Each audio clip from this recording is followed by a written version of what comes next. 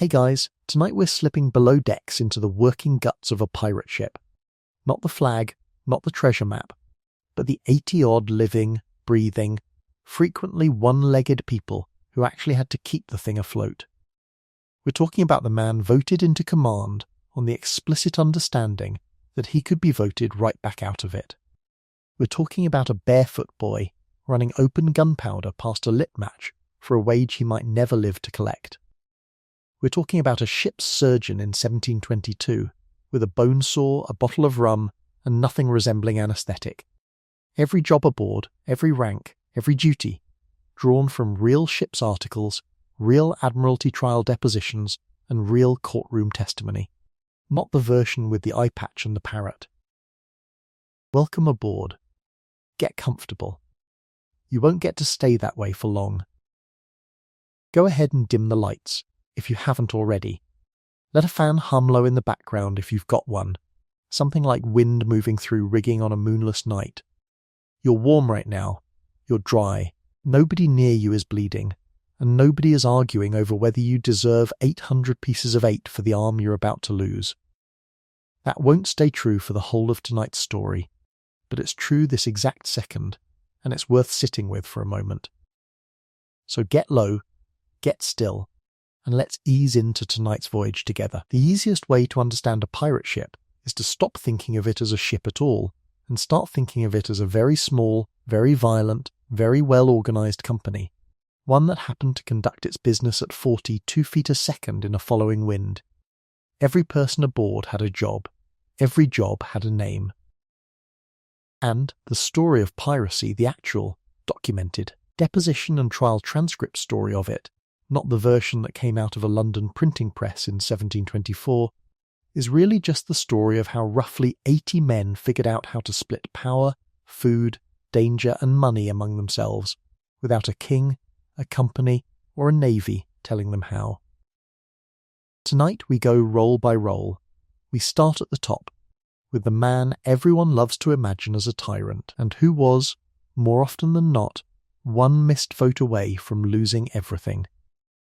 You're a foremast hand aboard a captured sloop somewhere off the coast of what is now the Carolinas, sometime in the early 1720s, and the deck beneath your bare feet still smells faintly of the tar the last crew used to caulk it, mixed now with salt spray and the sour tang of the bilge nobody's pumped in 3 days. The whole company has been called aft. You assume it's for a flogging or a ration announcement or some dull piece of ship's business. It is not. It's an election, and to your genuine surprise, your name is one of 3 being called out for the crew's consideration. That surprise is worth sitting with, because on almost any other ship in the Atlantic world in the year 1720, a Royal Navy frigate, a merchantman out of Bristol, a slaver out of Liverpool, the idea of the crew voting for their commanding officer would have been treated as open mutiny, the kind of thing that got a man's neck stretched at execution dock. But pirate crews, by and large, ran on a different logic entirely, one built directly out of ships' written articles, contracts the whole company signed before a voyage began, laying out shares, rules and punishments in black and white. Historians studying surviving copies of these articles, including versions reproduced from crews sailing under Bartholomew Roberts and George Lowther in the early 1720s, have found the same basic clause again and again. The captain is chosen by the majority voice of the company and can be removed the same way. You are, at this moment, being offered command of roughly 70 armed men who reserve the right to unelect you the instant they decide you've stopped serving their interests. The vote itself is unglamorous, raised hands, a rough count, no ballots, no secrecy. You win it, narrowly over an older hand named for illustration here as Robert Kell. A man with 20 years at sea and a limp from a fall off a yardarm outside Cartagena. He doesn't seem bitter about losing.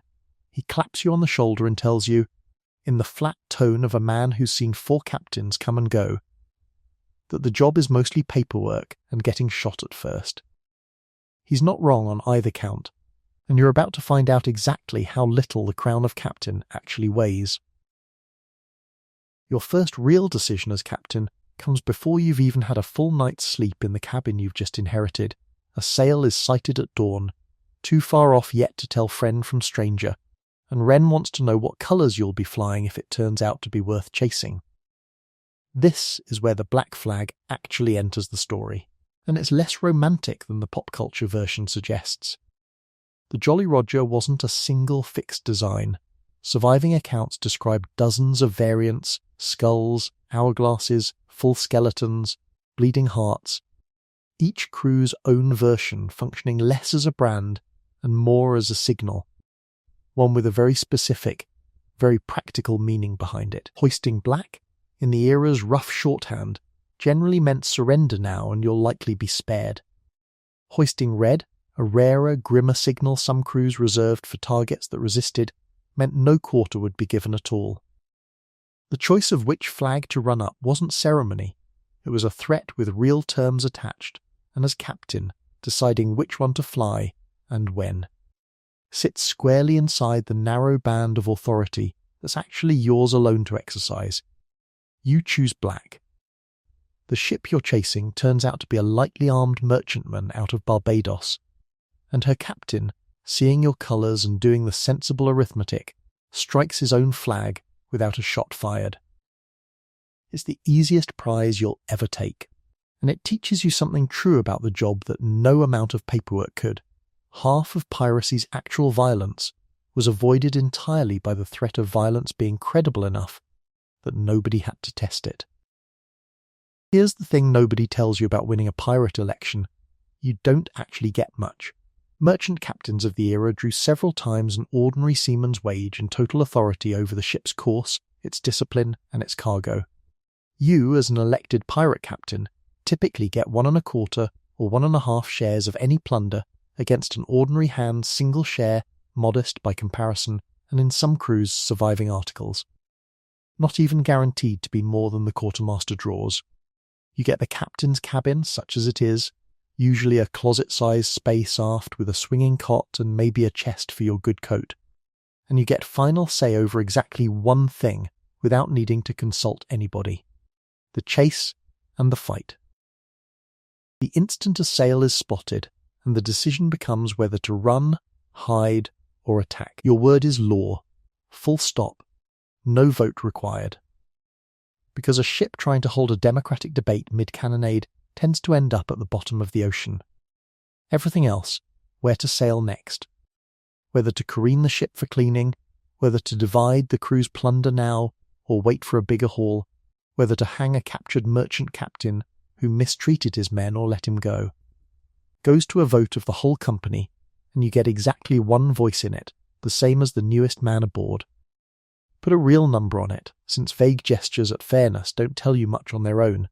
If the ship divides a captured haul worth, say, 2,000 pieces of 8 among roughly 70 hands under a typical share formula drawn from surviving articles, an ordinary seaman draws one full share worth somewhere near 25 pieces of 8, while you, as captain, draw perhaps 1.5 shares, 37 or so, a genuinely modest premium for a job that also happens to make you the first man over the rail in a boarding action, and the first name a naval court asks after when the ship is finally run down.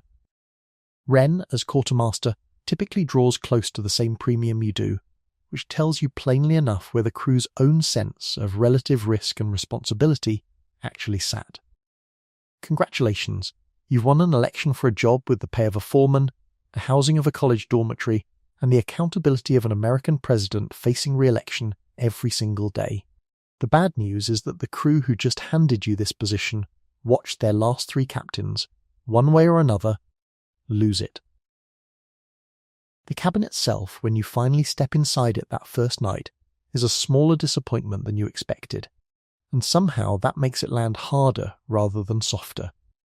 A single swinging cot, a sea chest bolted to the deck, a table barely large enough to unroll a chart on, and a stub of tallow candle that old Perrault's predecessor apparently left behind, half burned.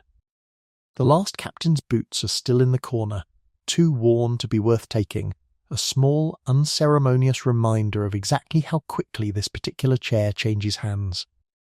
You sit on the edge of the cot for a long moment before you do anything else, listening to the ship's ordinary night noises through the thin bulkhead, men laughing somewhere forward, a line creaking under strain, the low. Steady wash of water against the hull, and it occurs to you, plainly and without much drama, that every single sound out there now answers, at least in part, to you. Standing near the mainmast during your election, arms folded, entirely unsurprised by the outcome, is the man whose job now matters more to your survival than almost anyone else's. Your quartermaster. A role we'll call, for the purposes of illustrating the office rather than any one documented man, Josiah Wren. Wren has been aboard longer than you have. He keeps a running tally of the ship's plunder scratched into a slate with the point of his knife, refuses to round in anyone's favour, not even his own, and has already, in his first month in the post, settled 2 separate disputes over stolen rum rations without raising his voice. Quartermasters, according to the surviving articles and depositions from several Golden Age crews, were elected separately from the captain and functioned as something close to a check on him, controlling the distribution of provisions and plunder, presiding over minor disputes, and in many crews holding the power to countermand the captain's orders on anything outside of active combat. Wren doesn't say much to you directly after the vote.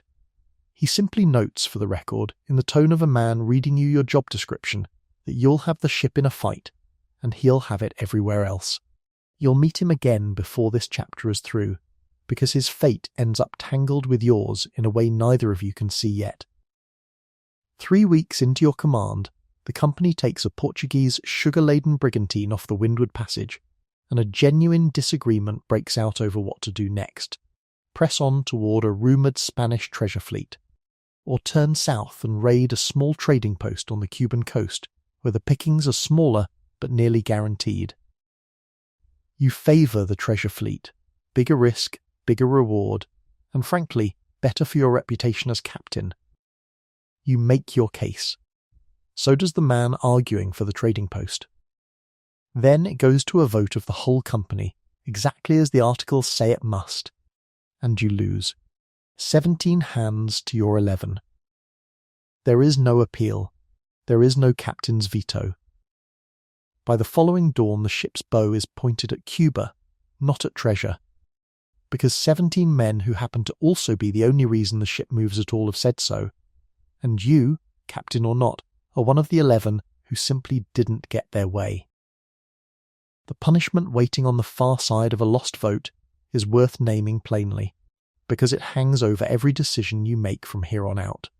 Marooning, putting a man ashore on some isolated spit of sand or rock, with a pistol, a small measure of powder and shot, and precious little else, was the era's signature punishment for captains and crew members alike who'd broken the company's trust badly enough that outright execution seemed excessive, but simple demotion wasn't enough. It shows up repeatedly in surviving articles as the specified penalty for offences ranging from desertion in the face of the enemy to concealing plunder from the common division. The most famous documented case belongs to a quartermaster named Israel Hands, who served under Blackbeard and survived being shot in the knee by his own captain during a drunken shipboard dispute, an incident recorded well enough to be treated as reliable rather than legendary. Though Hands himself avoided marooning specifically, and instead, after Blackbeard's death, turned King's evidence against his former crewmates in exchange for his own pardon, living out his remaining years, according to period accounts, as a beggar on the streets of London. It's not a fate that photographs well next to the swashbuckling version of this history, but it's a great deal closer to how these stories actually tended to end for the men who survived them at all. It's worth pausing here on why crews organised themselves like this in the first place, because the answer isn't romantic idealism, it's institutional memory of something much worse. A striking number of men who ended up signing pirate articles had previously served aboard merchant vessels or, worse, Royal Navy ships, where a captain's authority over food, punishment and pay was close to absolute and frequently abused. Admiralty trial records from the period are full of testimony from men who described joining pirate crews after suffering under captains who withheld pay, doled out brutal floggings for minor infractions, or simply worked their crews half to death on rotten provisions with no recourse whatsoever. A pirate ship's insistence on an elected, revocable captaincy wasn't an accident or a curiosity.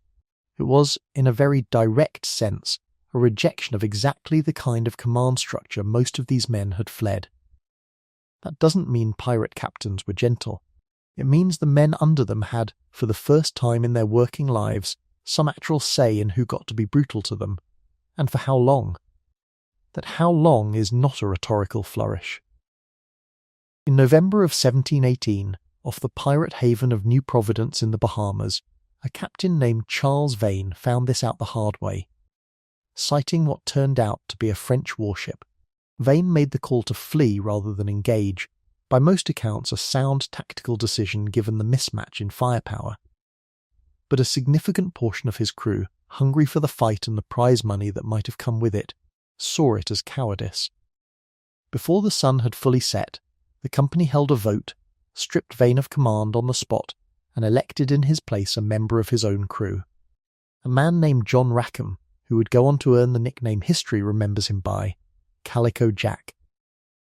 We'll come back to Rackham properly in the very next chapter, because his story only really begins here, in the moment his own captain lost a vote and he won one. For now the point stands, command on a pirate ship was not a throne, it was a lease, renewable entirely at the pleasure of the tenants, and it could be terminated the same evening it was granted. Charles Vane's own story, once he's out of the captain's cabin and out of this chapter's main thread, is worth a brief detour, because it closes with a strange, almost mirror-image echo of the fate waiting for the man who deposed him. Vane escaped New Providence that same November night with a small sloop and a handful of loyal followers kept raiding for the better part of a year, and was eventually wrecked in a hurricane off the coast of what is now Honduras. Marooned on an uninhabited island afterward, by some accounts by his own remaining crew, unwilling to keep hauling a captain who'd brought them nothing but bad luck, he was recognised and picked up by a passing ship, arrested and shipped to Jamaica to stand trial. He was hanged at Gallows Point in March of 1721, roughly 4 months after Rackham was executed at that same site. 2 captains, deposed and undeposed within a single evening in 1718, ended up hanged within a few months of each other at the very same gallows. The record doesn't preserve whether either man ever learned the other's fate. 5 months into your command, a decision comes up that tests a different edge of your authority entirely. What to do with a captured merchant captain whose own crew, once brought aboard for questioning, describe him in terms that make your own hands' faces harden.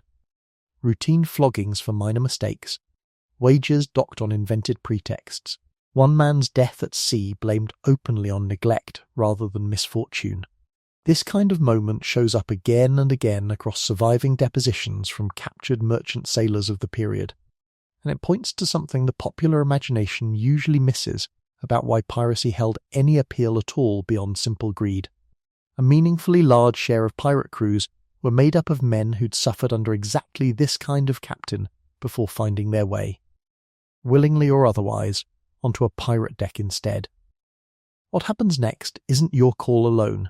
In the strict sense, the articles put questions like this to the company's vote same as any other non-combat decision.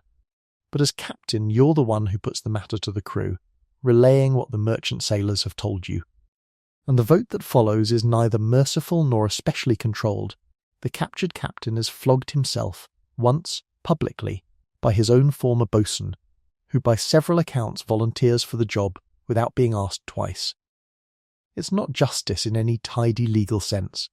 It's something closer to a settling of accounts by men who'd lived the other side of exactly this kind of cruelty and had, for the length of one afternoon, the power to answer it in kind. You don't stop it. You're not sure, turning it over in your mind afterward, that you would have wanted to. Which brings us back to your own command, and the one moment where all of that democratic machinery falls away completely. 6 weeks after the vote that sent you toward Cuba instead of the treasure fleet, you spot a sail on the horizon at first light, a well-armed sloop, likely a bounty hunter sent out of Kingston, closing fast. There is no vote now, there is no debate. Every hand on deck turns to you, and only you, for the order, because in the space of a chase or a fight, the articles themselves suspend the democracy that governs everything else, on the simple and brutally practical logic that a ship cannot outsail or outfight an enemy while stopping to poll 70 men on tactics. You call for more sail, you call the gun crews to quarters, and for the length of that engagement your word moves 70 men without a single one of them questioning it, the one stretch of true unquestioned authority you will get, and it comes precisely when the odds of dying are highest. Being a pirate captain, in other words, was mostly consultation and paperwork, right up until the exact moment it became the most dangerous job on the ship, and then it was entirely yours alone. There's one more corner of the job worth walking through before we leave the captain's cabin for good, and it has nothing to do with combat at all, the storm. 4 months into your command, the ship runs into weather off the Bahama banks bad enough that the entire company, Wren included, defers to you without argument for nearly 18 straight hours, not because the articles suspend the vote for weather the way they do for battle, but because there's simply no time to hold one, and everyone aboard knows it. You call for topsails struck and reefed, order the guns lashed down tighter against the roll, and spend most of the night soaked to the skin at the wheel yourself, trusting no one else's grip on the situation more than your own, precisely because a captain's authority in an emergency was never really about the paper the articles were written on. It was about whoever the crew, in the moment, actually trusted to get them through alive. The ship comes through with a cracked topmast and 2 men badly bruised by a loose gun carriage, and not a single soul lost, which by the standards of Caribbean storm season counts as an unambiguous triumph. Nobody calls a vote to thank you for it. Nobody needs to. Trust like that simply gets folded quietly into the next election, the next chase, the next disputed course, the real currency of command on a ship that otherwise runs almost entirely on paper and majority rule, and that, ultimately, is the deal nobody spells out for you at the moment of the vote. Real power on a pirate ship flows almost entirely toward whoever's holding it during a crisis, and drains away just as fast the second the crisis ends. Win a battle, and the crew's confidence in you swells. Lose one, hesitate at the wrong moment, or simply run out of luck, and the same democratic machinery that put you in the captain's cabin can just as easily vote you out of it, or in the harsher tellings that survive in trial records and captain's depositions from the period, maroon you on some spit of sand with a pistol, a little powder, and no boat. Robert Kell, the man you beat in your own election, eventually gets his turn at the vote 2 captains later, serves 11 steady months, and retires from the trade quietly with his share intact, a rarer outcome than you'd think, and one worth remembering the next time someone tells you piracy was nothing but chaos. Some of it, in its own bloody, waterlogged way, actually worked. Your quartermaster, Josiah Wren, is still standing at the rail as your ship's bow comes back around after the chase, already reaching for his slate to tally the morning's outcome, because whatever happens to the man in the captain's cabin, someone has to keep the ship's books straight, and that story, the story of the office built specifically to keep a captain honest, is where we go next. Cape Coast Castle wasn't listening for a confession that particular afternoon in early 1719. It was listening for a man to be tarred, and the man in question, standing on the deck of a sloop anchored off the Bahamian coast rather than any castle at all, had just watched his own crew turn on him in real time. Charles Vane's sails were still visible on the horizon, dwindling, as the vote that had just stripped him of command finished settling into the men who'd cast it. Standing near the centre of that vote, having argued loudest for the fight Vane refused to give, was a man in his mid-30s with a fondness for brightly patterned Indian cotton, which is exactly why history remembers him as Calico Jack. His name, properly, was John Rackham, and until the sun went down that November evening in 1718, his job on Vane's ship had been quartermaster, arguably the single most important post on any pirate vessel that nobody outside the trade has ever heard of. This is the story of the quartermaster, the office that made pirate democracy actually function, told through the one man who used it as a stepping stone to something far more famous and far shorter lived. Picture that particular evening a little more closely before we widen the lens, because the mechanics of exactly how a crew deposed a captain are almost more interesting than the outcome itself. It wasn't a formal proceeding with speeches and ballots. By most reconstructions drawn from period accounts of similar depositions across other crews, it looked closer to a furious, overlapping argument breaking out across the deck within minutes of the French warship dropping below the horizon, men shouting over each other about the prize money they'd just watched sail away, Vane defending his decision as the only sane one available against a ship that could have sunk them outright, and Rackham, by several tellings, saying comparatively little at first, letting the anger in the crew build on its own before finally putting the question plainly to the company, keep Vane or don't. The show of hands that followed was neither close nor especially solemn. It was fast, loud, and by the time it was done, Vane found himself standing on the deck of a ship that, 10 minutes earlier, had been unquestionably his, now surrounded by men who no longer answered to him at all. He was given a small sloop and a handful of followers willing to stick with him rather than being marooned outright. Itself a small mercy the company didn't strictly owe him, and one worth noting against the era's harsher reputation. To understand why Rackham's crew trusted him enough to hand him a captaincy on the spot, you have to understand what a quartermaster actually did, because it bore almost no resemblance to the modern military rank of the same name. On a pirate ship, the quartermaster was elected by the crew separately from the captain, answerable to the crew rather than to the captain, and functioned in practice as something between a chief operating officer, a shop steward, and a judge. He controlled the distribution of food and drink, so that no man went hungry while another grew fat. He took first pick of any captured goods before the general division, but only according to a fixed and known formula, not favouritism. He settled disputes between crew members, a stolen coat, an insult, a fistfight over cards, often without resorting to the lash at all. Since minor offences on well-run pirate ships were frequently punished by marooning or by a vote of the company, rather than by a captain's unilateral whip, a marked contrast to naval discipline of the same era. And, in many surviving sets of articles, the quartermaster held explicit authority to overrule the captain on any matter outside of an active chase or engagement.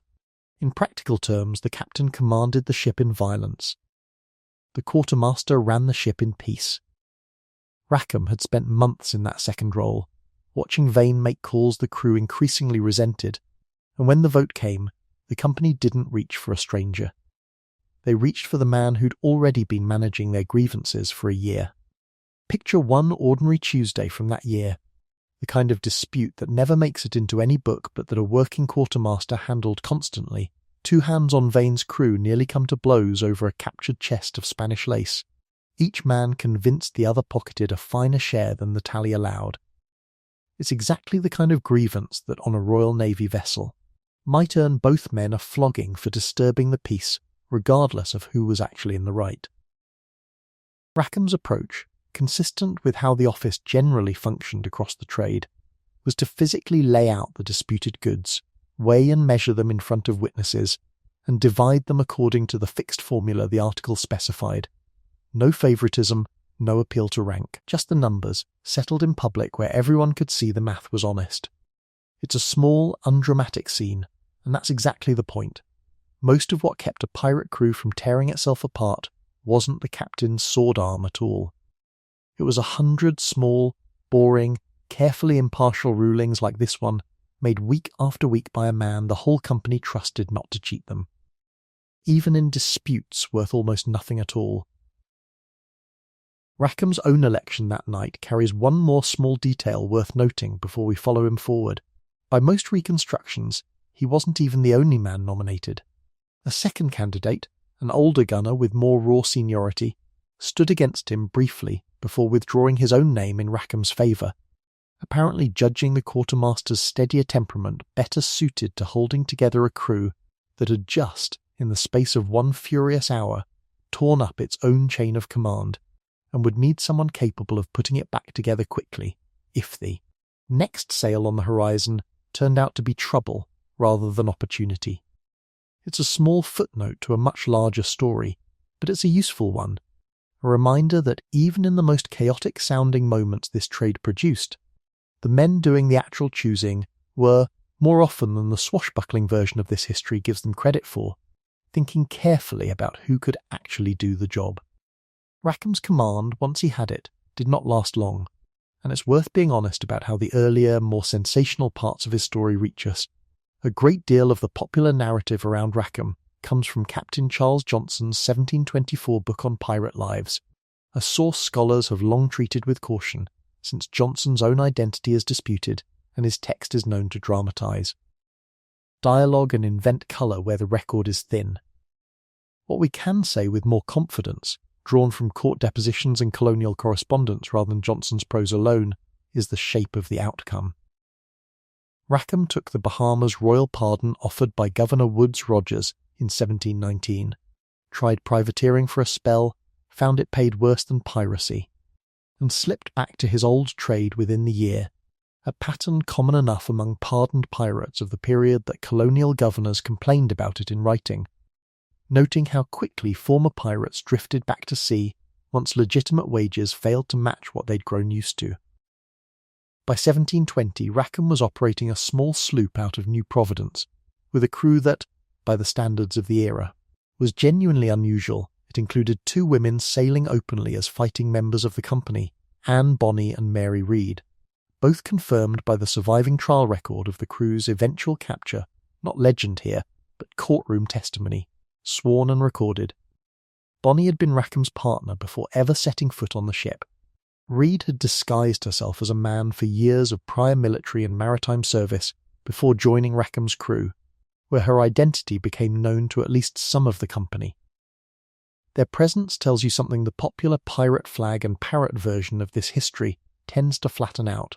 Shipboard roles, even the quartermaster's carefully bounded authority over discipline and shares, were ultimately distributed by what the crew as a whole would accept, not by any rule barring women from combat duty outright.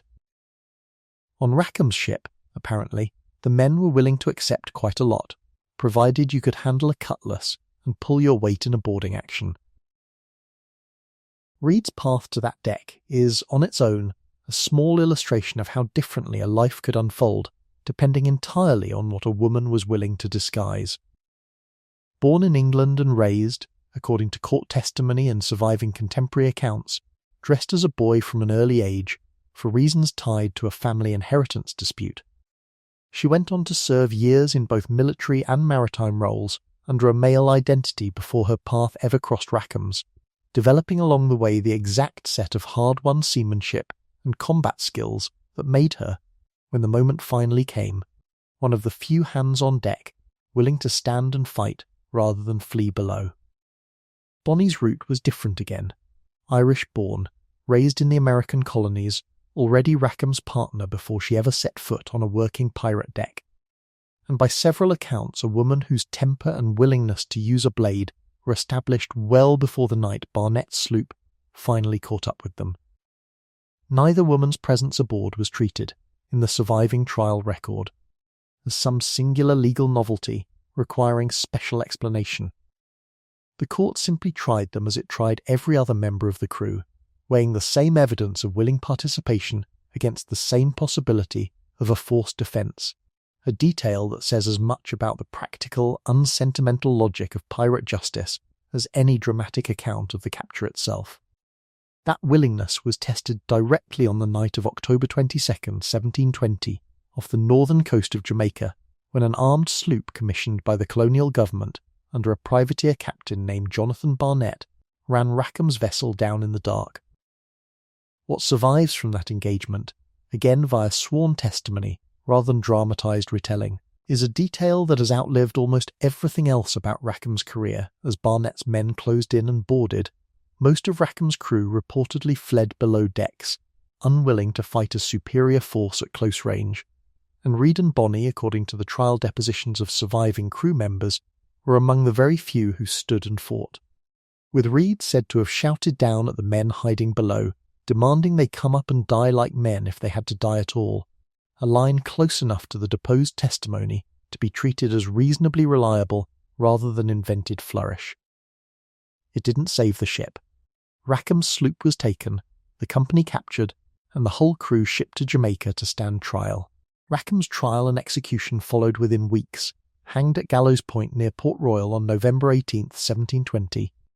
One of dozens of pirates executed in Jamaica that year as colonial authorities, tired of the trade's disruption to shipping, moved aggressively to clear it out. Popular legend holds that Bonny's final words to him, delivered during a visit before his hanging, were that she was sorry to see him there, but if he'd fought like a man, he needn't have been hanged like a dog. A line that again traces to Johnson's dramatised account rather than to the court record itself, and so belongs firmly in the according to legend column rather than the documented one. What the actual trial record does confirm is stranger and in its own way. More interesting than the quote, both Bonny and Reed, upon conviction, told the court they were pregnant, invoking a legal doctrine that stayed execution for pregnant women, and both had their sentences deferred as a result. Reed died in prison in the following months, likely of fever, before any further sentence could be carried out, a documented death, recorded in the Jamaican court's own records, if a quiet and largely unremarked one compared to the drama of the capture. What became of Bonny afterward is genuinely unresolved by the surviving record. No confirmed death, no confirmed release, no confirmed anything, and any confident claim about her later life, however popular online, is speculation dressed as fact. Set against Rackham's own end, this makes for a strange final accounting of the office he'd started in. As quartermaster under Vane, Rackham had spent a year managing the practical machinery that let 70-odd men live and work together without a captain's whip settling every dispute, dividing shares fairly, hearing out grievances, keeping the peace that made the ship a functioning company rather than a mob. As captain of his own doomed sloop 2 years later, he presided over a crew that largely refused to fight for him in the one moment it mattered most, saved, in the end, by 2 members of his company the wider culture of the sea would have dismissed outright were it not for a ship's willingness to judge people by what they did on deck rather than who they were on shore. There's a version of this story that plays as pure irony. The quartermaster who once kept a crew fair dying because his own crew, when it counted, wasn't. There's another version, closer to what the record actually supports, that's simply about how thin the line was on any pirate ship between order and collapse, and how much of that order depended entirely on people. Not just on the paper the articles were written on. It's worth noting, too, that Rackham's path from quartermaster to captain wasn't especially unusual as career trajectories in this trade went. Because the quartermaster's post required a crew's genuine day-to-day trust rather than any single dramatic act of bravery, it functioned across the wider trade as something close to an unofficial training ground for command. A man who'd spent a year or two fairly dividing plunder and settling disputes without favouritism had already demonstrated, in the clearest way a crew could judge, exactly the temperament they wanted in whoever held the more dangerous, more exposed post above him. Several other captains whose names survive in the trial record of this era followed the identical path, quartermaster first, captaincy only once a vote of confidence, and a vacancy happened to align. It's a small structural detail that says something real about how these crews actually thought about leadership, not as a birthright or a naval commission handed down from above, but as a promotion earned, quite literally, one fairly settled dispute at a time. His sloop's own quartermaster during that final cruise, a post Rackham himself had once held and understood the weight of, doesn't survive in the record with a name attached, one of the many working roles aboard a pirate ship that history simply didn't bother to preserve for anyone who wasn't hanged famously or captured spectacularly. That's true of most quartermasters across the whole of the Golden Age. We know the office. We know its powers, its duties, its place in the ship's articles, sketched out again and again across dozens of surviving contracts. We know from Rackham exactly how far the job could take a man, and exactly how fast the wheel could turn once he stopped holding the post that had made him trustworthy in the first place. The quartermaster kept the peace below decks. Somebody else entirely had to make sure the ship knew where below decks actually was. 300 miles from the nearest reliable chart, and that job, unglamorous and utterly unforgiving of error, is where we turn next. The sailing master's job began the moment land disappeared, and it did not end until land reappeared somewhere useful, and everything in between was your responsibility, and yours alone, in a way no vote of the company could help you with. You've been chosen for the post not by election exactly. Most crews simply deferred to whoever aboard actually knew celestial navigation, a skill in short enough supply that arguing about it would have been suicidal, but by rough consensus after the previous sailing master, a man everyone called Old Perro, for reasons nobody quite remembered, went over the side in a squall off Hispaniola 3 months back. You inherit his backstaff, a wooden instrument roughly the size of a fiddle case that lets you measure the sun's height above the horizon without staring directly into it and burning out your eyes. And you inherit his logbook, half filled with headings, distances, and the particular cramped shorthand he used for noting currents. You do not inherit his confidence. That you'll have to build for yourself, one terrifying noon sight at a time. The compass itself, the one instrument on the whole ship you'd think required the least explaining, carries its own quiet trap for an inattentive sailing master. Iron aboard a wooden ship, cannon, shot, chain, tools, even a careless buckle left too close to the binnacle, can pull a compass needle off true north by a measurable, sometimes significant margin, an effect sailors of the era understood empirically, even without the physics to fully explain it.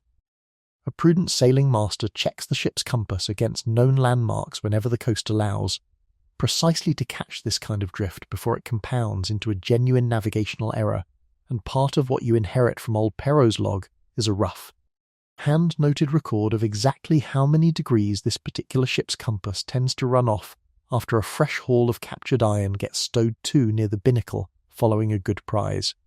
It's the kind of unglamorous, accumulated institutional knowledge that never gets written into any official account of a voyage, but that quietly determines whether the ship makes landfall where you expect or 70 miles off, same as everything else in this job.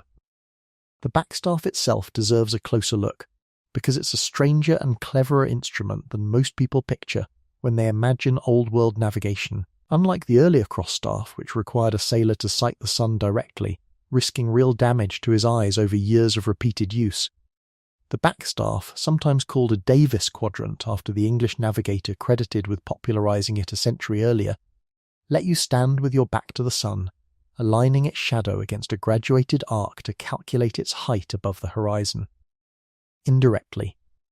It's a small design trick with an outsized practical payoff. A sailing master who used one regularly could still see clearly at 50, while one who'd spent decades squinting directly at noon suns through a cross-staff often couldn't. Charts are their own separate headache entirely. Good ones, accurate soundings, correctly plotted reefs, reliable coastlines, were closely guarded commercial and military secrets, particularly Spanish charts of the Caribbean and the routes their treasure fleets favoured, since Spain had spent 2 centuries mapping those waters and had no interest in sharing the results with anyone, let alone with the pirates preying on their shipping. A captured Spanish chart, confirmed accurate, was treated by most crews as plunder every bit as valuable as coin, sometimes fought over as fiercely, because a genuinely good chart could be worth more over a season than the silver in any single captured hold. Here's the thing about ocean navigation in the 1710s and 1720s that the pirate version of history rarely bothers to mention. Nobody, on any ship, naval or merchant or pirate, could reliably determine longitude, how far east or west you'd travelled, with any precision at all. The mathematics and the marine chronometers that would eventually solve that problem were decades away. John Harrison's first practical sea clock wouldn't be tested until the 1730s, and wasn't in wide use for another generation after that. What you have instead is dead reckoning, a compass to hold your heading, a log line, a knotted rope paid out over the stern with a chip of wood at the end, timed against a small sandglass to estimate your speed, and a slate where you chalk up estimated distance and direction every single watch, hour after hour, day after day, building an educated guess of your position that drifts further from the truth the longer you go without sighting land. A single uncorrected current, A few degrees of compass error nobody caught, and by the time you expect to raise the coast of Florida, you might be 70 miles off and closing on a reef nobody warned you about. Because half the charts in circulation among pirate crews were second-hand, outdated, or simply wrong about entire stretches of shoreline. 3 weeks out of a careening stop in the Bay of Honduras, that exact gap between where your slate says you are and where the ocean actually has you very nearly kills the entire company. You've been running dead reckoning for 11 straight days without a clean noon sight, the sky overcast and sullen the whole stretch, and on the 12th night the lookout. A sharp-eyed young hand you know only as Tobias, pressed into pirate service off a captured Bristol merchantman 4 months back, and, somewhat to his own surprise, one of the better hands aloft the ship now has, calls down that he can hear surf where the chart shows open water. You order the helm hard over on nothing but a teenager's ears in the dark, and the ship comes about with white water breaking visibly off the starboard bow not 2 minutes later, close enough that men on deck can smell the wet rock. It's the closest the ship comes to wrecking that entire voyage, and it happens not in a storm or a battle, but on an ordinary overcast Tuesday, because navigation without reliable longitude was, quietly, one of the deadliest jobs on the entire ship, and nobody wrote songs about it. Tobias becomes something of a fixture at your side after that night. You start training him on the backstaff, on reading the logline, on the particular discipline of updating the slate every watch, even when nothing seems to have changed. Because the entire method only works if nobody gets lazy about the boring middle hours. He's a quick study, quicker than you were at his age, and there's a real quiet satisfaction in watching someone else start to see the ocean the way you've learnt to, not as empty water, but as a grid of estimated positions, each one only as good as the discipline behind it. By the time the ship raises the Florida Keys 6 days later, your dead reckoning has drifted a genuine 11 nautical miles off your actual position, a gap you only discover because a fishing boat out of Havana, spotted and briefly boarded for information rather than plunder, gives your quartermaster a fix on the local coastline that lets you correct your slate. 11 miles sounds small until you remember it's 11 miles of reef, shoal, and open water that your entire company's survival had been quietly riding on for nearly 2 weeks, and that gap is, if anything, better than average for the period. Merchant convoys of the same decade recorded errors of 30 and 40 miles as a matter of routine, and more than one entire fleet ran aground on charts nobody had bothered to correct in a generation. What you have that a Royal Navy sailing master doesn't is a crew that at least nominally gets a say in whether to trust your call. Ship's articles from several surviving pirate crews of the period specify that major decisions, including, in some cases, whether to risk a passage the sailing master considers dangerous, went to a vote of the company rather than resting solely on one man's authority. The same logic that governed the captaincy itself extended down into the practical business of actually getting the ship anywhere. It's a strange kind of comfort and a strange kind of pressure at once. You're not risking 70 lives alone on your own judgment, but 70 men are also perfectly free to overrule you if your judgment starts to look shaky. And a sailing master who guesses wrong too many times in a row tends not to stay the sailing master for very long. Navigation in this job was never only about where the ship was. It was just as often about what the sky was about to do to her, and reading that correctly carried its own kind of life or death weight entirely separate from any backstaff sighting. Caribbean hurricane season, running roughly from June through November, was common enough knowledge among every sailor of the era that most crews, pirate and otherwise, simply avoided open water passages during its worst stretch when they had any choice in the matter. But avoiding the season entirely wasn't always possible, and a sailing master's job in those months expanded to include a kind of applied meteorology built entirely on inherited folk observation rather than anything resembling modern forecasting. A peculiar reddish, hazy quality to a sunset, a sudden and unnatural stillness in air that had been steadily breezy for days, a swell arriving from a direction the local wind didn't explain, all treated by experienced hands as warning signs worth acting on, regardless of how clear the sky directly overhead still looked. You inherit these signs the same informal way you inherited everything else in this post. Watching old Perrot's old habits second-hand through the log entries he left behind, cross-checked against what older hands aboard remember him doing, until the pattern reading becomes something closer to instinct than conscious calculation.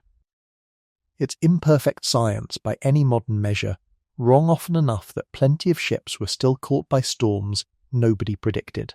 But it's also, across the whole of the trade, the only early warning system that existed, and a sailing master who read it well bought his crew hours or days of preparation that a captain relying on nothing but hope simply didn't have.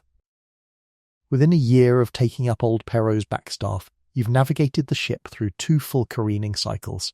One hurricane season spent deliberately holed up in a shallow bay too dangerous for larger naval vessels to follow you into, and a chase across nearly 400 miles of open water in pursuit of a Spanish treasure ship that your dead reckoning alone had to track without losing.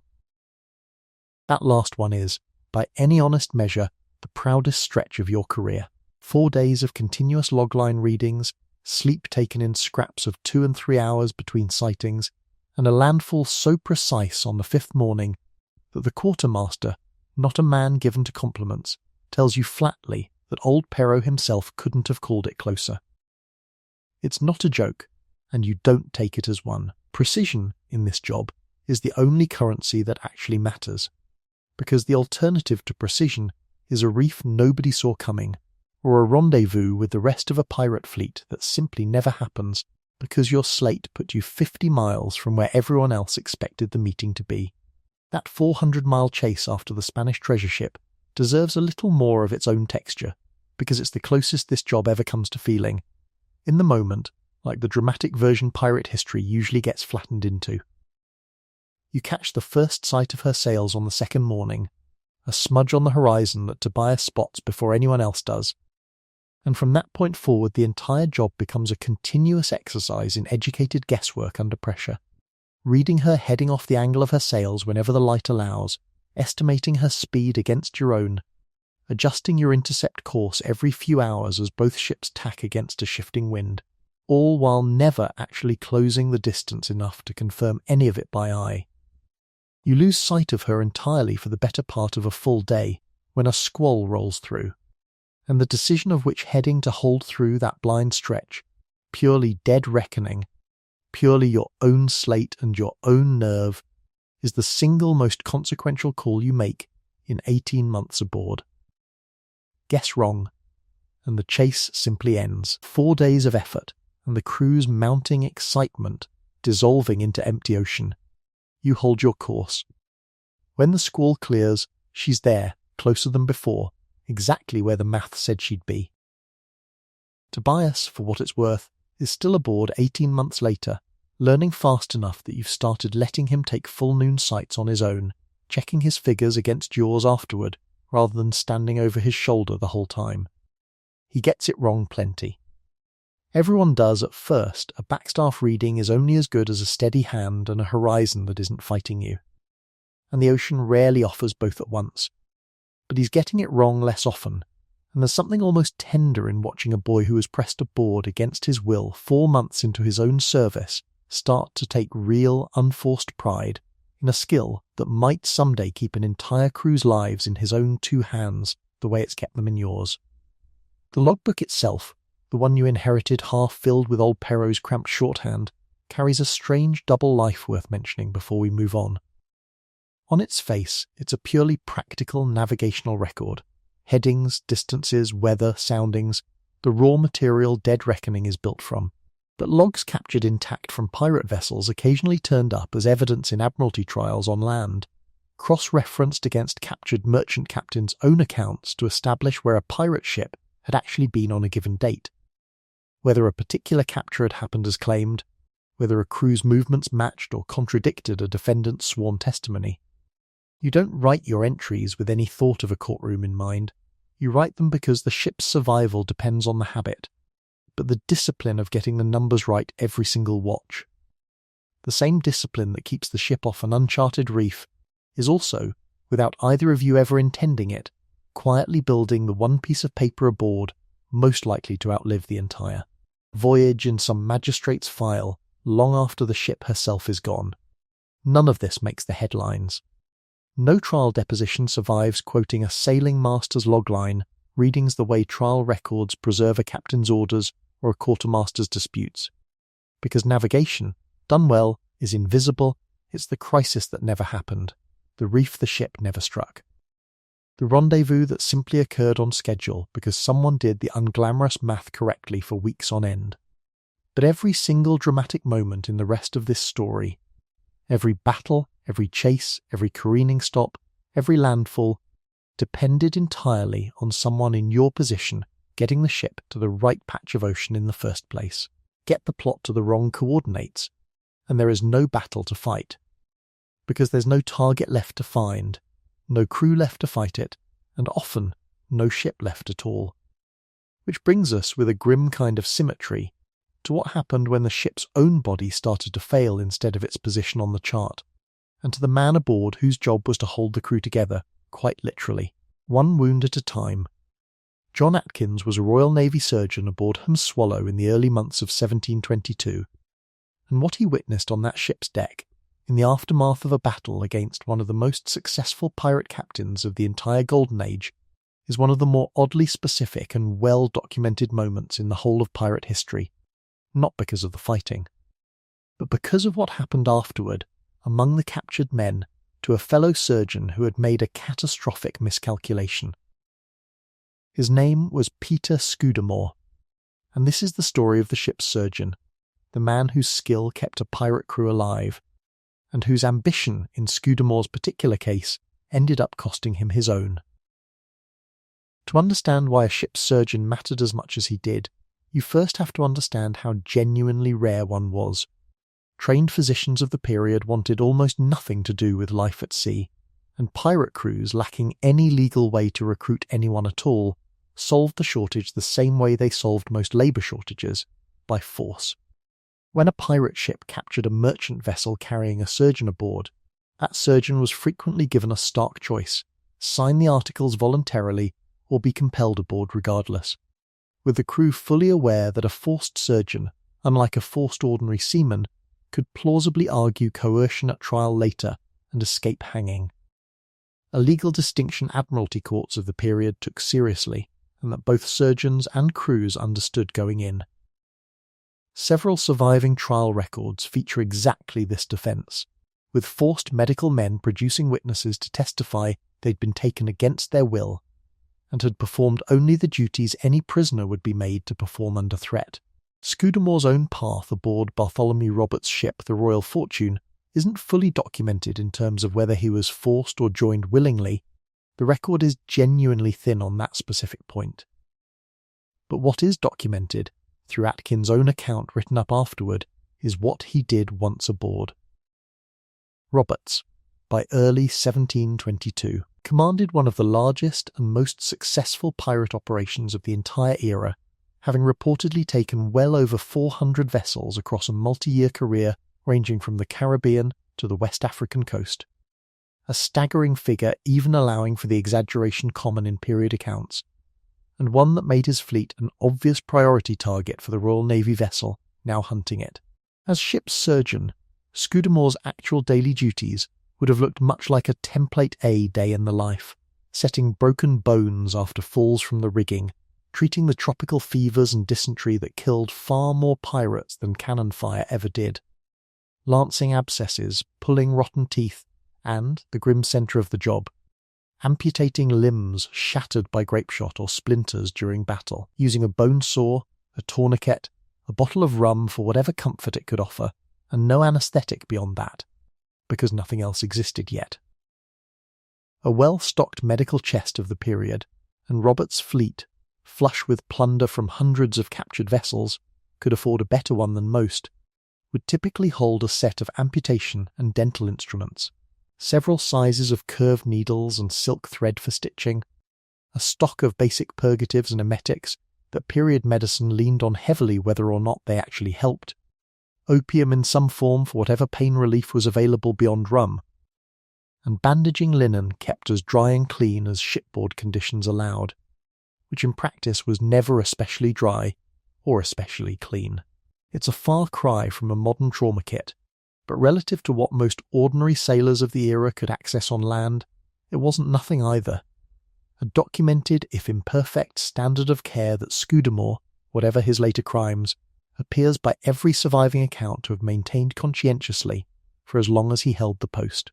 A skilled surgeon could take a leg off at the thigh in well under 2 minutes, a speed that sounds horrifying and was in fact the entire point. The faster the cut, the less time for the patient to die of shock on the table. Speed alone wasn't the whole of the method, and it's worth walking through the rest of it plainly rather than letting the horror stay abstract. Before the cut itself, a surgeon like Scudamore would apply a tourniquet well above the wound, tight enough to slow the bleeding to something survivable, and would generally have 2 or 3 of the ship's stronger hands on hand simply to hold the patient still, since a man in that much pain, even one offered all the rum the ship could spare, tended to thrash hard enough to turn a clean cut into a ragged, far more dangerous one.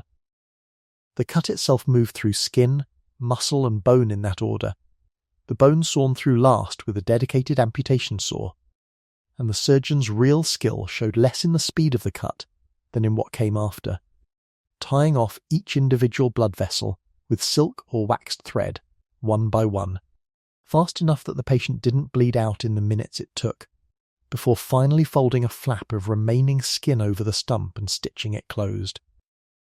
A patient who survived the surgery itself, and a meaningful number didn't, dying of shock or blood loss on the table regardless of the surgeon's skill, still faced weeks of real danger afterward from infection.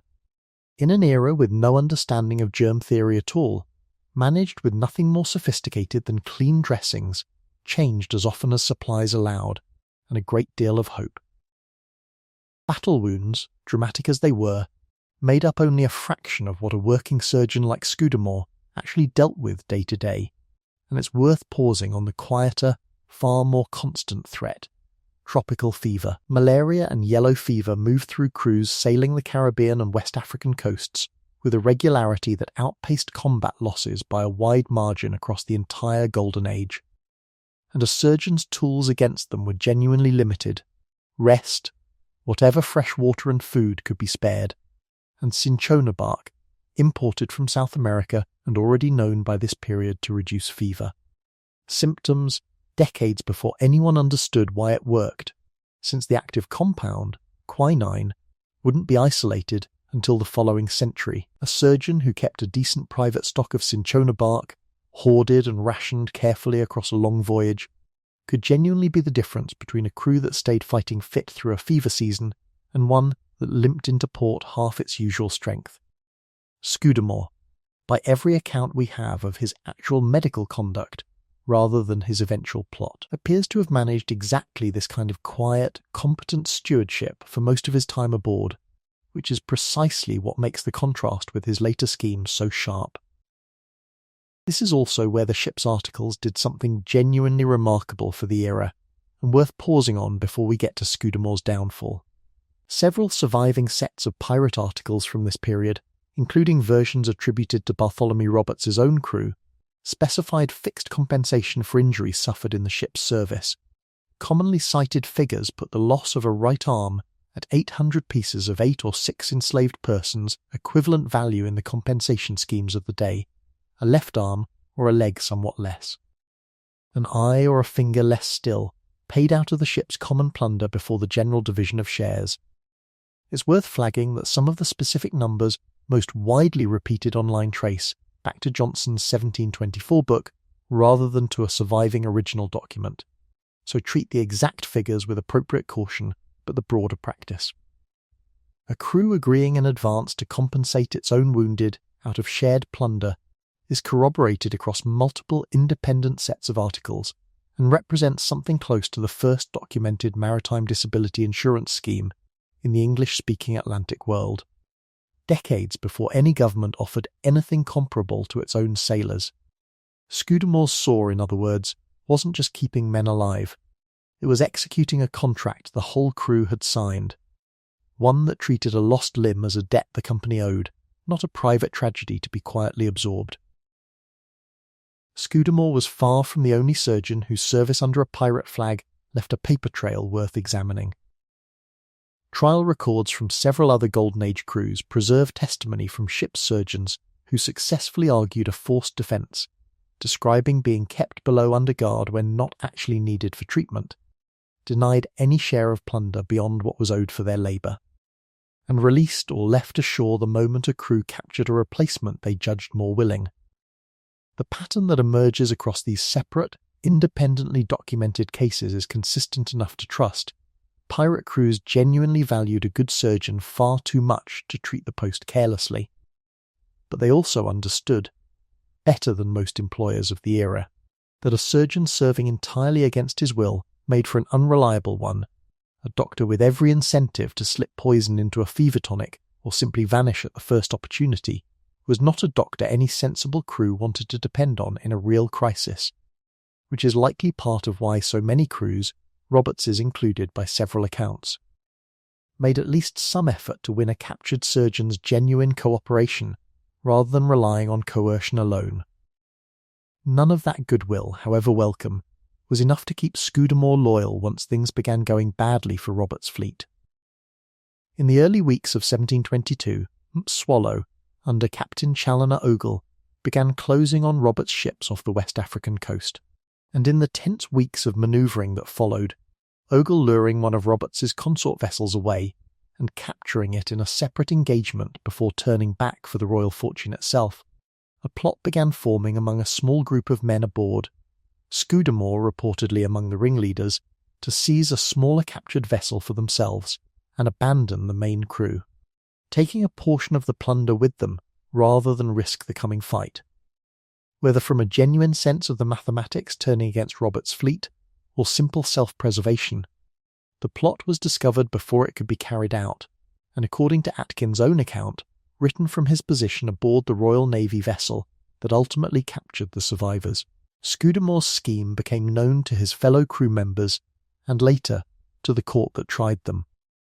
The Royal Fortune met the Swallow in battle on February 10, 1722, off Cape Lopez on the West African coast, and Roberts himself was killed early in the engagement by grapeshot to the throat, by most accounts still wearing the crimson coat he was known for, having reportedly told his crew before the fight that a merry life and a short one was better than a long life spent in misery, a line close enough to contemporaneous report to be treated as reliable rather than invented, though it's worth noting it too, ultimately reaches us filtered through period retellings rather than a signed deposition in Roberts' own hand. His crew, leaderless and demoralised, surrendered shortly after.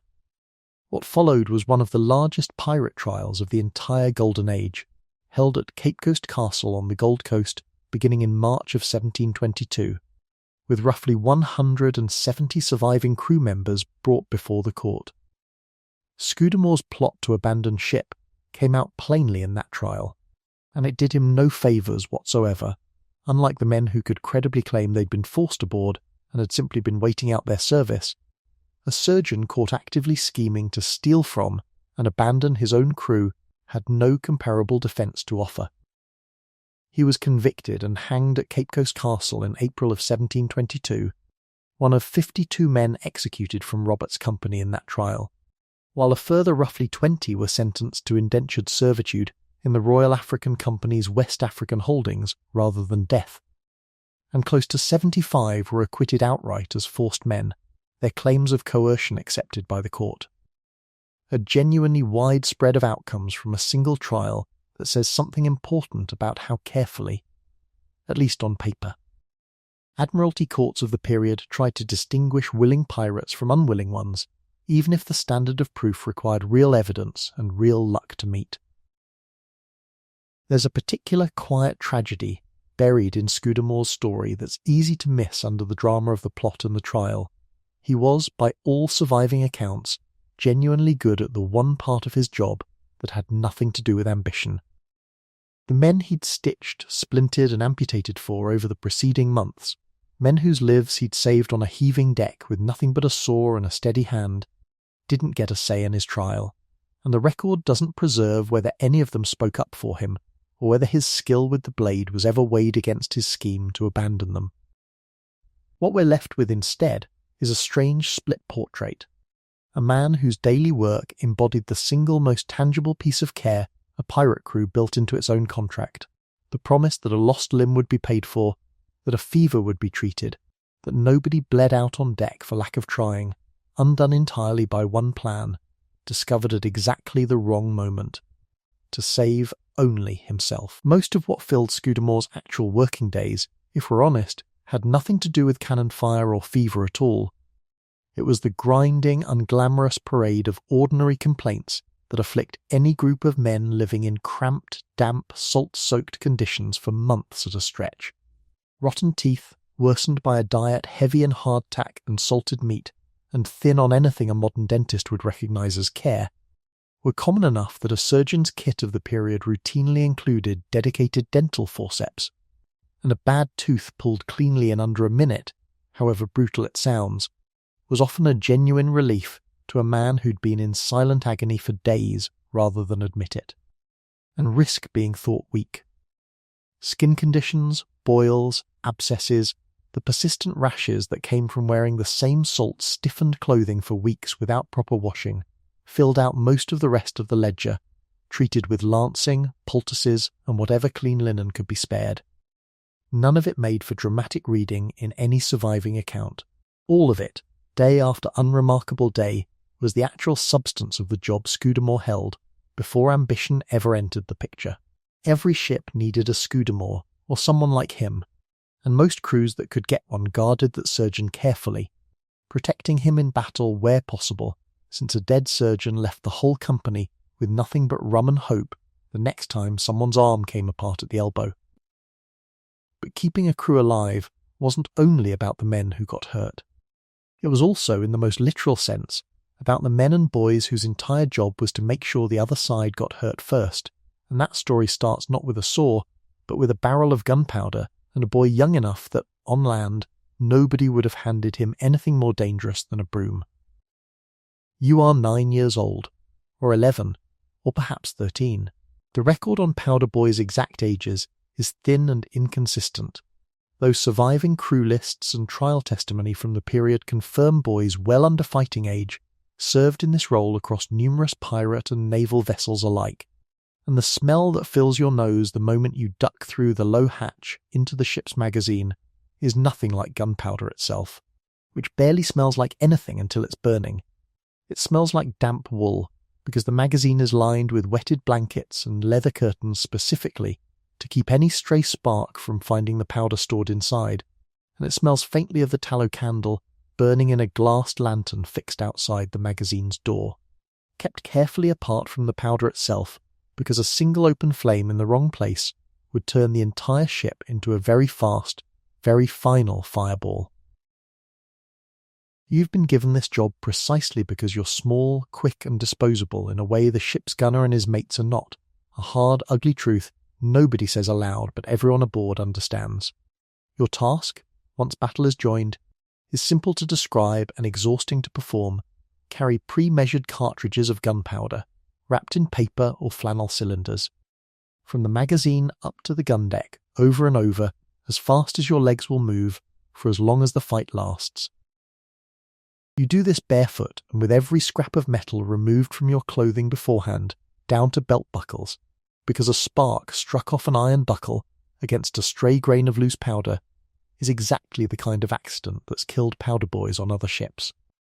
And everyone aboard has heard the story of at least one vessel lost to precisely that carelessness. The first time you make the run, magazine to gun deck, cartridge cradled against your chest like something precious. Because it is. The ship isn't yet fighting anything. It's a drill, ordered by the gunner. A broad-shouldered man everyone calls Cudgeon for a scar across his jaw that makes his mouth look permanently swollen, and he times you with a running count under his breath, shaking his head at your first pass because 11 seconds, apparently, isn't fast enough. By your 5th run, you've shaved it to 7. Cudgeon doesn't praise you exactly, but he stops shaking his head, which on this ship passes for high commendation. Nothing in the drills fully prepares you for what an actual broadside does to your own body the first time you're standing close enough to feel it, rather than just hear it. The concussion of a single 9-pounder firing a few feet away hits your chest before the sound of it even registers as noise, a physical shove you feel in your ribs and teeth. And when 6 or 8 guns fire in even rough succession, the deck itself seems to shudder underfoot like something alive. Smoke rolls back across the gun crews thick enough to blur the men working 2 guns down, stinging your eyes and coating the back of your throat with a taste you'll come to associate, for the rest of your life, with the specific texture of fear held at bay by simple repetitive motion. Run, deliver, run, again. Because stopping to think too hard about any of it is the one thing you genuinely cannot afford to do mid-fight. By your second real engagement, a running fight with a Bristol flag slaver that mistook your ship for an easy prize and discovered, too late its error, the drills stop mattering and only the actual count matters. And the actual count is brutal. A well-worked gun crew of the period could fire a cannon roughly once every 90 seconds to 2 minutes under good conditions, and with 6 or 8 guns working the broadside simultaneously, that means a more or less continuous demand for fresh cartridges, which means you are running the same route between magazine and gun deck for the entire length of the engagement, 30, 40, 50 times over, lungs burning, ears ringing from the concussion of each discharge, the deck slick underfoot with seawater and, as the fight wears on, worse things than seawater. Not every cartridge you run below decks is meant for the same job, and learning the difference is its own small education. Round shot, plain solid iron balls, was the standard choice for punching holes through an enemy hull below the waterline, aimed to sink or cripple rather than to kill outright. Chain shot.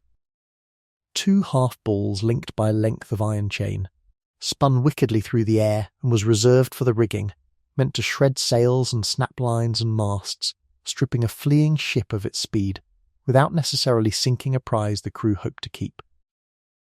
Grape shot and its smaller cousin, canister, packed a single cartridge with dozens of small iron balls that sprayed outward like an enormous shotgun blast, and it was this third kind you dreaded fetching most, because it meant Cudgeon expected an enemy crew to be massing on deck for a boarding attempt, and grape shot was the gun's answer to that, not aimed at a hull or a mast at all, but directly at men. Most engagements that ended in an actual pirate victory ended not with the enemy ship sunk, but with her deck swept clear enough by grape and canister that a boarding party, cutlasses, pistols, and boarding axes in hand, could go over the side and finish the job hand to hand, which is its own brutal close-quarters trade this chapter doesn't have room to cover in full, but which every powder boy quietly understood was the next and worst stage of any fight that got this far. Cudgeon's gun crew works the third cannon from the bow, and the man loading it, a former forced hand named Denny, pressed off a Portuguese merchantman 8 months back, and, in the time since, gradually become one of the crew's steadier hands. Known mostly for the small kindness of always saving you a share of his rum ration on the nights the ship's cook runs short, takes a splinter of oak the length of a hand clean through his forearm partway through the engagement, torn loose when an enemy shot strikes the rail nearby. He doesn't stop working the gun. He wraps the wound himself with a strip torn off his own shirt, keeps loading with his good arm doing double duty, and only goes below to the surgeon once the fight is actually won, by which point he's lost enough blood that he can barely stand upright to make the trip. Denny survives, the surgeon manages to save the arm rather than take it, a genuine stroke of luck given how deep the splinter went, and under the ship's own articles. An injury of that severity earns him a payout from the common plunder before the general division, a sum some surviving articles from the period put in the range of several hundred pieces of 8 for a wound that maimed but didn't cost the limb outright. It's not nothing. It's also not much of a trade for an arm that, for the rest of Denny's life, never fully closes its fist again. A detail he mentions to you once, months later, with the same flat, unbothered tone he uses to mention the weather, as though the article's promised payout and the actual cost of the wound exist in 2 entirely separate ledgers that happen to share a number. There's a quieter injury this work leaves behind, one that never earns a payout under any ship's articles because nobody in this era has a name for it yet. the ringing in your ears that starts after your very first real engagement and never fully goes away. A cannon discharged at close range produces a concussion of sound that modern measurement would place well past the threshold of permanent hearing damage, and gun crews who worked the same pieces for years show up, in what later medical accounts exist from aging sailors of the period, with a consistent pattern of profound hearing loss nobody at the time connected clearly to the guns themselves. Chalked up instead to age, or fever, or simply the ordinary wear of a hard life at sea. Cudgeon, by the time you take over his post, can barely hear a man speaking at a normal volume from more than a few feet away, and compensates by watching mouths and hands instead.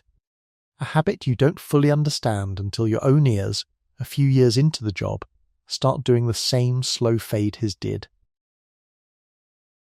The stretch of time right after a battle ends, once the guns fall silent and the enemy has struck or fled, is its own strange, exhausting chapter of the job that nobody prepares you for in the drills. The gun deck in those first minutes is a mess in every sense, spent cartridge paper scattered underfoot, the acrid smoke of burned powder hanging so thick in the air that men cough for a quarter hour after the last shot, splinters and shattered rigging littering the planks, and the work of clearing it all falls, in no small part, to you and the other powder boys, since the gun crews themselves are generally too spent to do much beyond slump against their own cannon and catch their breath. You help carry the wounded below to the surgeon first, always first, before touching a single scrap of debris, because Cudgeon has drilled that priority into you as firmly as he ever drilled your running time between magazine and deck. Only once the wounded are seen to do you turn to sweeping up spent cartridge wrappings and checking, cartridge by cartridge, that nothing smouldering has been left near the remaining stored powder, a fire risk that doesn't end just because the fighting has. Within a year of your first run to the magazine, you've been through 4 engagements, watched 2 men die on the gun deck within arm's reach of you, and grown nearly 4 inches, which matters practically because your reach between magazine and gun deck gets a little faster every month, and Cudgeon has, in his own gruff way, started treating you less like a disposable errand runner and more like the youngest member of a crew he's actually invested in keeping alive. He teaches you in the quiet stretches between fights how to help swab and reload a gun properly, not because the ship needs a second powder boy trained early, though it does, but because, and he never says this directly, you simply infer it from the extra time he spends on it, a boy who understands the whole gun, not just the run to fetch its powder, has a slightly better chance of surviving the job long enough to grow into something else. What happens below decks in the aftermath of a real fight, once the guns fall silent and the surgeon's work is only just beginning, is a different matter entirely, one this chapter will circle back to before it's through, but not yet, because there's a whole world of the job still to cover in the fight itself. Where boys like you actually came from is its own small, uncomfortable piece of this history, and it's worth being honest about, rather than glossing over.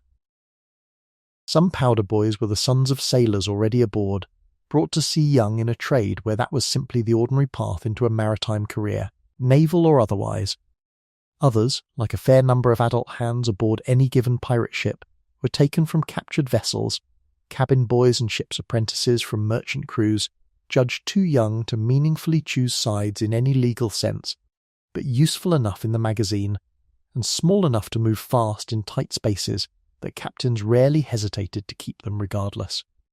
Admiralty courts of the period generally treated boys taken this way with more leniency than adult force men when it came time for a trial, on the reasonable assumption that a child had even less genuine capacity for consent than a grown sailor pressed aboard at gunpoint. That leniency, worth noting plainly, didn't make the actual daily danger of the job any smaller in the meantime. A powder boy's age bought him a better chance in a courtroom he might never live to see. It bought him nothing at all in the magazine. The magazine, it turns out, is also where you learn the strangest and most consistently overlooked fact about naval gunnery in this era. For all the death cannon fire produced, the far larger killer across nearly every documented engagement of the period was disease and infection rather than the guns themselves. A cannonball takes a man instantly, or takes a limb that a surgeon might manage to address within the hour, A wound gone septic in the tropical heat, tended days later with rum and prayer because the surgeon is overwhelmed with a dozen other cases at once, kills far more slowly and far more often. You don't fully understand this at 11 or 13, standing in a magazine that smells of wet wool and tallow smoke. You understand it later, the way most powder boys who survived long enough to become gunners themselves eventually did, as one of the quiet, unglamorous truths the fighting itself never quite prepares you for. Cudgeon dies, eventually, not in a battle, but of a fever 2 years after you first joined his gun crew. The kind of death that gets a single line in a ship's log, rather than a place in anyone's dramatic retelling. You take over his post not by election exactly, the way a captain or quartermaster would be, but by the same rough consensus that put you at his elbow in the first place. The crew simply defers to whoever's proven themselves capable, and by then you have. You keep Denny's habit going, the one about saving a share of rum for whichever powder boy the ship's taken on since you moved up to the guns yourself, not because it's required by any article, but because someone did it for you once, on a deck slick with seawater. And it turned out to matter more than you expected at the time. The guns needed powder, and powder needed boys quick enough and small enough to carry it, but neither of those things moved an inch without a hull sound enough to hold the weight of both, and the man responsible for that hull, the one working below decks with an adze and a plug of oakum while everyone else got the glory topside, is where this story turns next. Beaufort Inlet, on the coast of what is now North Carolina, is a shallow, shifting, sand-choked stretch of water, and on the 9th of June 1718 it swallowed a 40-gun pirate flagship in the space of a single tide, and it kept her secret for 278 years. This is the story of the Queen Anne's Revenge, and of the men whose job it was to keep her, and every ship like her, from sinking long before any enemy cannon got the chance to help. The ship began her life under a different flag entirely, as a French slave vessel named La Concorde, built to carry captive Africans across the Atlantic in conditions that were, even by the standards of an already brutal trade, notoriously severe. Surviving French records describe a badly overcrowded, disease-ridden crossing in the months before her capture. French records of La Concorde's final voyage before capture describe a crossing already in crisis well before Teach ever sighted her. A significant portion of her enslaved captives and her own crew had died or fallen seriously ill during the Atlantic passage, conditions bad enough that the ship was reportedly struggling to maintain full sail for lack of healthy hands to work her rigging by the time she was taken. It's a detail worth sitting with rather than passing over quickly. The ship that would go on to terrify the American seaboard under Blackbeard's flag began her working life as an instrument of the transatlantic slave trade, and her capture, whatever else it meant for Teach's career, also meant an end to that particular voyage's cargo being delivered into bondage, even as it opened an entirely different chapter of violence under a different flag. In November of 1717, off the island of Martinique, she was taken by a pirate captain who would go on to become the single most famous name in the entire trade, Edward Teach, known to history as Blackbeard. Rather than simply plundering her and moving on, Teach did something more ambitious. He kept the ship, stripped and refitted her over the following months into a heavily armed flagship, eventually mounting somewhere in the range of 40 guns, an extraordinary armament for a pirate vessel of the period, rivaling many naval warships outright, and renamed her the Queen Anne's Revenge. This is the story of the Queen Anne's Revenge, the ship that turned a moderately successful pirate captain into the most feared name on the American seaboard, almost entirely on the strength of her guns and her size, and of the largely unglamorous, unrecorded labour of the men who kept those guns and that size from tearing her apart from the inside.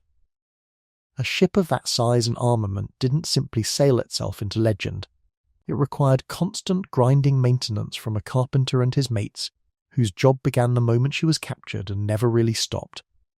Wooden-hulled ships of this era suffered relentlessly from shipworm, a marine mollusk that bores through submerged timber and can, left unchecked, riddle a hull with holes within a matter of months in warm Caribbean and Atlantic waters. The only real defence was careening, deliberately running the ship aground in a sheltered cove at high tide, then using block and tackle to haul her over onto her side as the tide receded, exposing the entire underside of the hull to the carpenter's crew, who would scrape off marine growth, patch and caulk seams with oakum and pitch. And in the worst cases replace whole sections of rotten planking, all while racing the returning tide that would eventually refloat the ship whether the work was finished or not. It's worth spending a moment on exactly what the carpenter's crew was fighting, because shipworm is a genuinely strange, almost unsettling adversary for a wooden ship to face.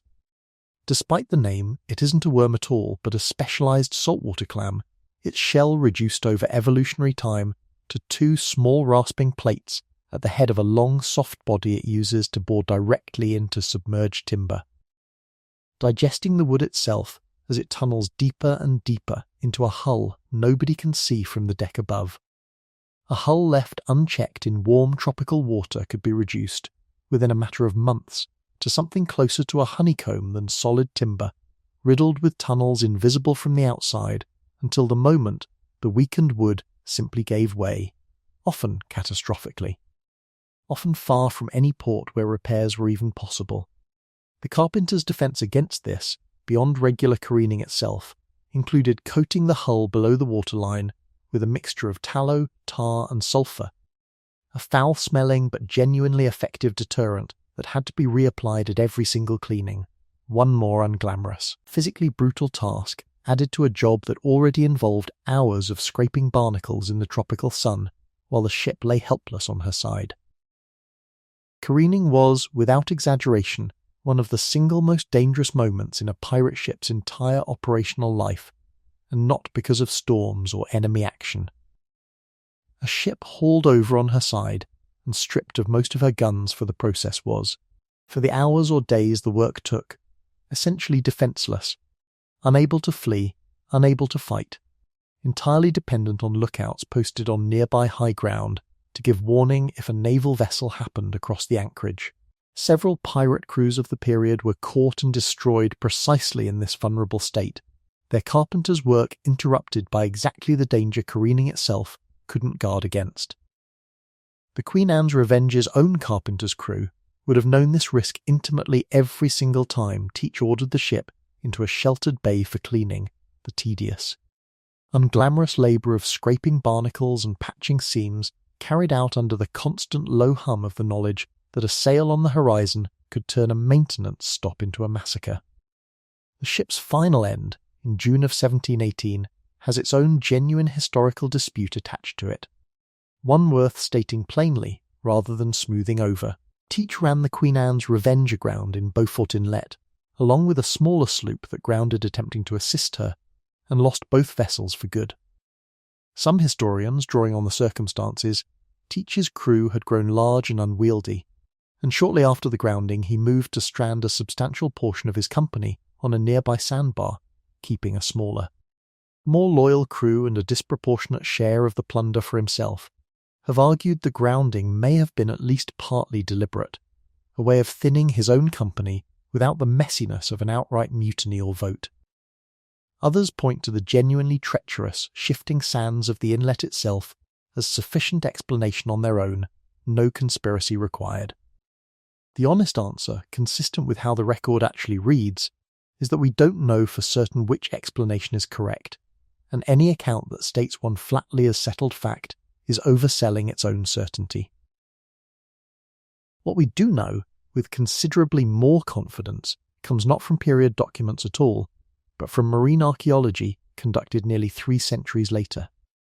The wreck, believed to be the Queen Anne's Revenge, was discovered in 1996 by a private research firm working off the North Carolina coast, and has since been the subject of an extensive, ongoing excavation by the state's underwater archaeology program.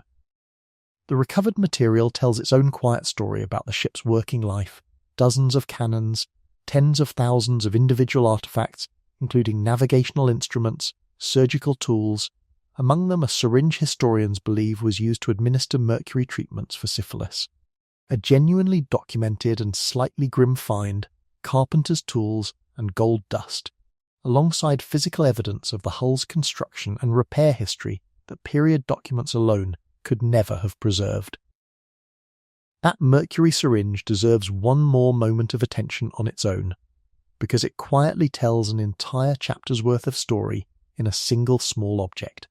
Mercury treatments for syphilis, though genuinely ineffective and often dangerously toxic by any modern medical standard, represented the actual best available option period medicine had to offer, and their presence aboard a heavily armed pirate flagship is a small, concrete reminder that a ship like the Queen Anne's Revenge wasn't only a platform for violence.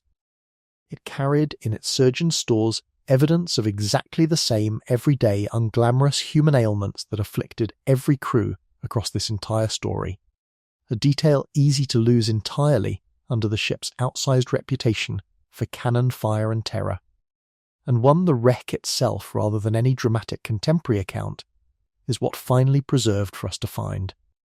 In a very real sense, the ship's own carpenter and his crew, whoever they were, left behind a more detailed record of their labour in the wreck's timbers and tool marks than any single surviving trial deposition ever managed to capture about the office in the abstract. The scale of that excavation is itself worth stating plainly, because it's easy to underestimate how much painstaking, decades-long work has gone into recovering it.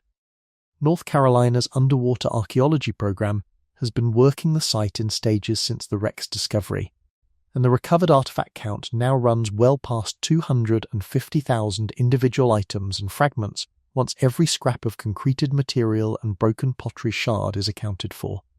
Alongside roughly 24 cannon brought up and conserved, a process that for iron artifacts submerged this long can take years per piece, since the metal has to be slowly chemically stabilized before it can even be safely exposed to open air without crumbling. It's a strange, patient kind of afterlife for a ship whose entire working career under that name lasted well under a year. Centuries of careful, methodical labour now devoted to recovering the record of a few frantic months of piracy, conducted by a team whose own patience and precision would not have been out of place among the carpenters who first built and maintained her. There's a specific kind of quiet tenderness worth sitting with here. Even in a chapter framed around a ship rather than a single named person, somewhere among that recovered wreckage is physical, tangible evidence of ordinary maintenance work, tool marks left by men whose names were never recorded in any surviving document, doing the unglamorous, essential labour of keeping a legendary ship structurally sound long enough to earn her legend in the first place. Blackbeard's reputation rests, in no small part, on the sheer intimidating scale of the Queen Anne's Revenge. 40 guns was not a subtle statement to make on the high seas of 1718, and that scale existed only because a carpenter's crew, whose individual name's history simply didn't bother to keep, kept her seams tight, and her hull sound across months of hard use in tropical waters that were, actively, chemically, biologically, trying to eat her alive from the moment she was built. Some of what the carpenter's crew's own tools left behind has taken genuinely unexpected forms once conservators got their hands on it. Concretion, a hard mineral crust that forms around iron objects buried in seawater for centuries, essentially fusing corrosion products, sand and shell fragments into a solid shell around the original object, has, in more than one case at this site, preserved the actual impression of items that dissolved away entirely inside it, allowing conservators to fill the resulting void with resin and produce a perfect cast of a tool or fitting that no longer physically exists in any other form. It's an almost eerie kind of preservation, a photograph made of rust rather than light, and it means that some of the most detailed evidence we have of exactly what equipment this ship's carpenter and gunner's crews actually use day to day survives not because the original object made it through 3 centuries underwater, but because its absence, ironically, did. The wreck itself, resting now in shallow water not far from where she grounded, has become something closer to a memorial than a mystery, extensively mapped, carefully excavated, artifacts painstakingly conserved, and in many cases put on public display. The ship's final resting place turned, in its own strange way, into the most thoroughly documented physical record of any single pirate vessel from the entire Golden Age. It's a strange kind of afterlife for a ship whose active career lasted barely 6 months under that particular name, and whose crew, by most accounts, never fully grasped how briefly their moment of maximum power would actually last. Teach himself outlived his flagship by barely 5 months, killed that November off Ocracoke Inlet in a boarding fight against a Royal Navy detachment sent specifically to hunt him down. A battle detailed enough in colonial records, Lieutenant Robert Maynard's own official account among them, that it doesn't need the Queen Anne's Revenge's carpenter's crew to help tell it. But it's worth marking the coincidence anyway. The ship whose 40 guns had made Teach's name feared up and down the entire American seaboard was already gone, grounded and abandoned for the last 5 months of his life, meaning the most feared pirate of the entire Golden Age spent the closing chapter of his own career without the single asset that had done more than anything else to build his reputation in the first place. Reputation, it turns out, could outlast the actual hardware behind it by a fair margin, at least for a while, right up until a Royal Navy lieutenant with a smaller, faster sloop proved that the legend had grown considerably larger than the man now defending it with a diminished crew and no flagship left at all. Every plank the carpenter patched, every seam he caulked, bought the ship another few weeks of the terror she projected up and down the American coast. Terror substantial enough that colonial governors wrote urgently to London, begging for naval support against a single vessel and her crew. And every bit of that maintenance, invisible and unglamorous as it was, ultimately mattered less than the food in the ship's hold, because a hull that held together perfectly around a crew too weak with hunger and scurvy to fight or sail was no better off than one riddled with shipworm, which is exactly where this story turns next, below decks again. But toward the galley this time, and the man whose job it was to keep 70-odd stomachs from turning against him, or against each other. You lost your right foot below the ankle 11 months ago, taken off cleanly by a 9-pound shot during an engagement off the Leeward Islands, and the ship's surgeon, a careful, quiet man who saved your life that day with a speed that still amazes you when you think back on it, told you plainly. Once the fever broke and you could stand again on a crude peg the ship's carpenter whittled for you, that you'd never again be much use aloft, and precious little use hauling line on deck either. What you did not expect, in the weeks that followed, was for the crew to vote you the ship's cook, rather than simply carry you as dead weight until the next port where you might be quietly put ashore. This is not in fact an act of particular charity, however much it might feel that way in the moment. Ship's cooks across the Golden Age were disproportionately drawn from men who'd been maimed or disabled in the ship's service, a documented pattern across numerous crews of the period, since the galley required steadiness and judgment far more than mobility or strength, and a one-legged man could stand at a fixed cooking hearth bracing himself against the ship's roll about as capably as a man with 2 good legs, while a man missing an arm could still manage the endless stirring, chopping, and portioning the job actually demanded. It's a practical solution to 2 problems at once. The ship gets a cook it doesn't have to pull off some more physically demanding post, and a maimed crew member who might otherwise become a burden gets a genuine, respected role instead, one that pays a full share under most surviving articles, same as any other hand. You're not the only man in this trade to end up here this way, and it's worth knowing that before you start feeling too singled out by misfortune. Trial depositions and crew lists from across the Golden Age preserve a consistent pattern of ship's cooks identified specifically as disabled or maimed former hands, men missing a hand, a foot, an eye, kept aboard and paid a full share for galley work rather than turned out at the next port to beg.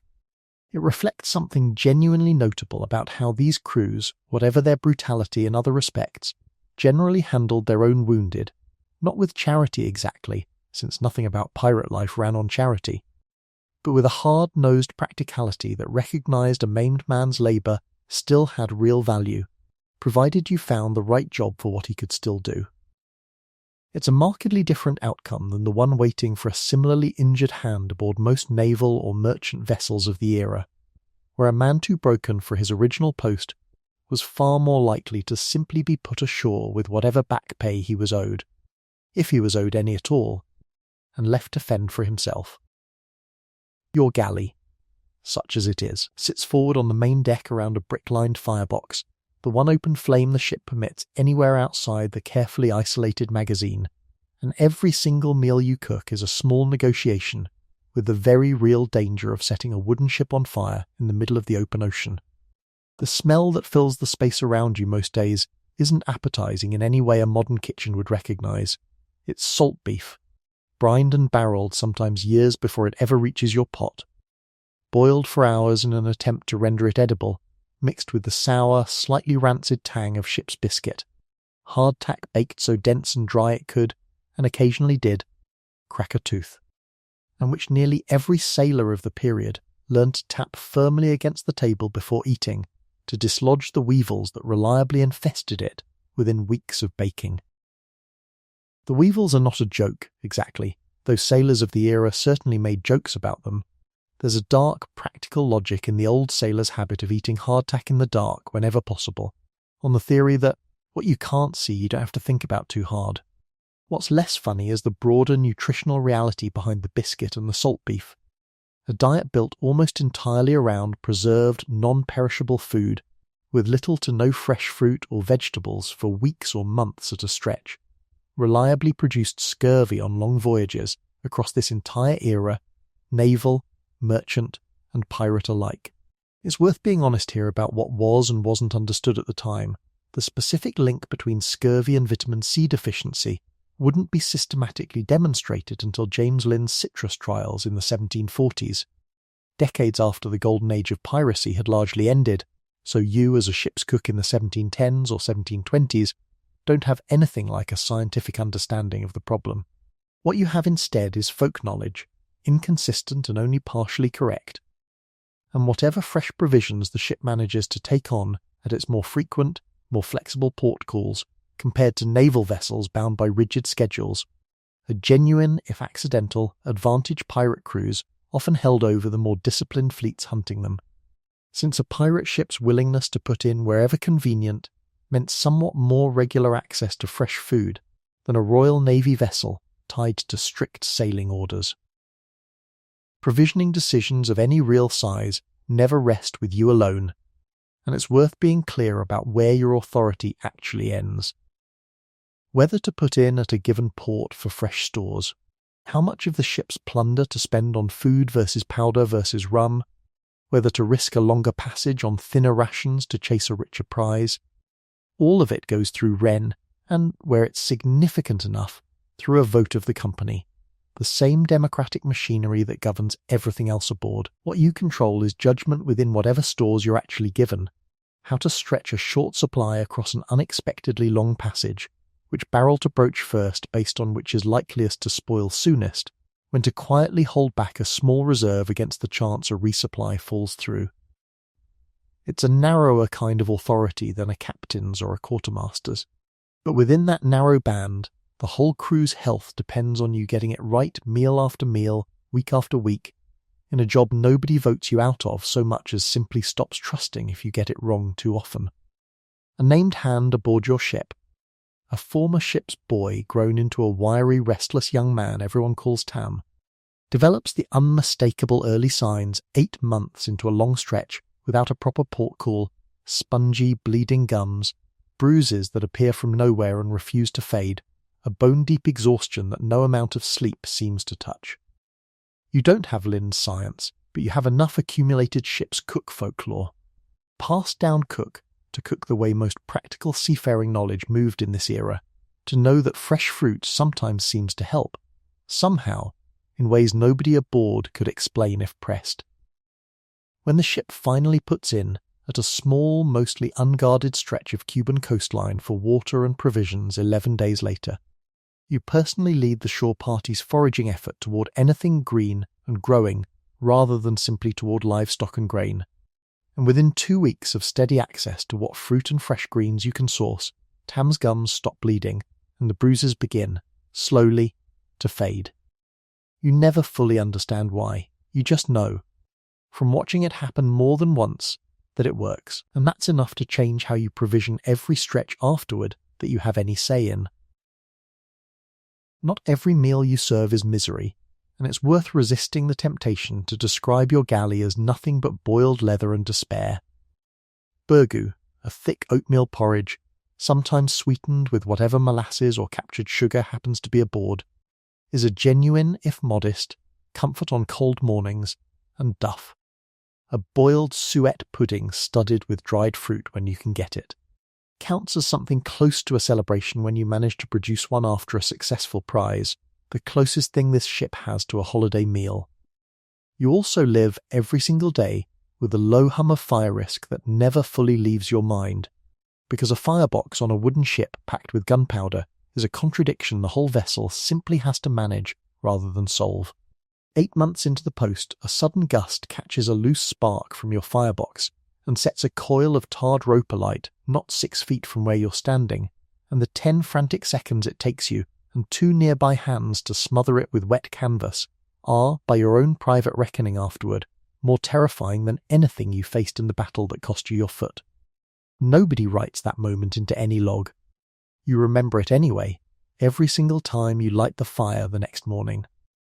Rum, or whatever spirit the ship happens to have captured most recently, is the other great constant of your galley, doled out in fixed daily rations that most surviving pirate articles specify explicitly, precisely because an unregulated, unlimited supply of alcohol aboard a heavily armed ship crewed by 70 short-tempered men was, obviously, a recipe for disaster the articles were specifically written to prevent. You measure it out yourself, watched closely by whichever hands happen to be nearby, because shorting a man his ration, even by accident, is exactly the kind of grievance that ends up in front of the quartermaster within the hour. Within a year of taking up the galley, you've fed the crew through 2 hurricane seasons of reduced rations. One stretch of nearly 3 weeks with nothing fresh at all after a planned resupply fell through, and the aftermath of every single battle the ship has fought in that time, because feeding a crew doesn't stop just because half of them are wounded and the surgeon is overwhelmed below decks. If anything, those are the nights your galley matters most, ladling out whatever hot broth you can manage to men too shaken or too injured to manage much else. A small, unglamorous kindness that doesn't show up in any ship's article or trial deposition, but that every crew member who's ever needed it remembers with genuine, quiet gratitude. Water, more than rum and more than any single food item, is the resource you actually lose sleep over, because a ship can survive a stretch of thin rations far longer than it can survive a genuine water shortage. Stored in wooden casks that inevitably picked up a foul, stagnant taste within weeks, and grew a visible film of algae within a month or 2 if not carefully managed, drinking water aboard any long voyaging ship of this era was, by modern standards, barely drinkable at all, which is a meaningful part of why watered rum and small beer were preferred over plain water whenever either was available. The alcohol content, though nobody understood the mechanism in these terms, helped suppress the growth of whatever was making the water go bad in the first place.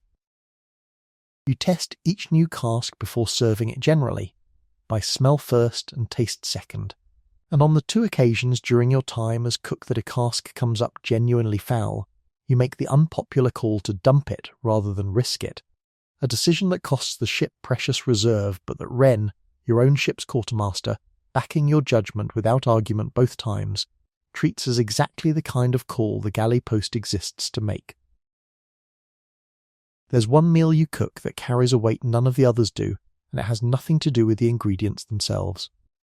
Whenever the ship closes on a target large enough that a real fight seems likely, custom aboard most crews of this era called for a better-than-usual meal to be served beforehand if time and stores allowed it, a bit more meat portioned out. A tot of rum poured a touch more generous than the strict daily ration technically called for.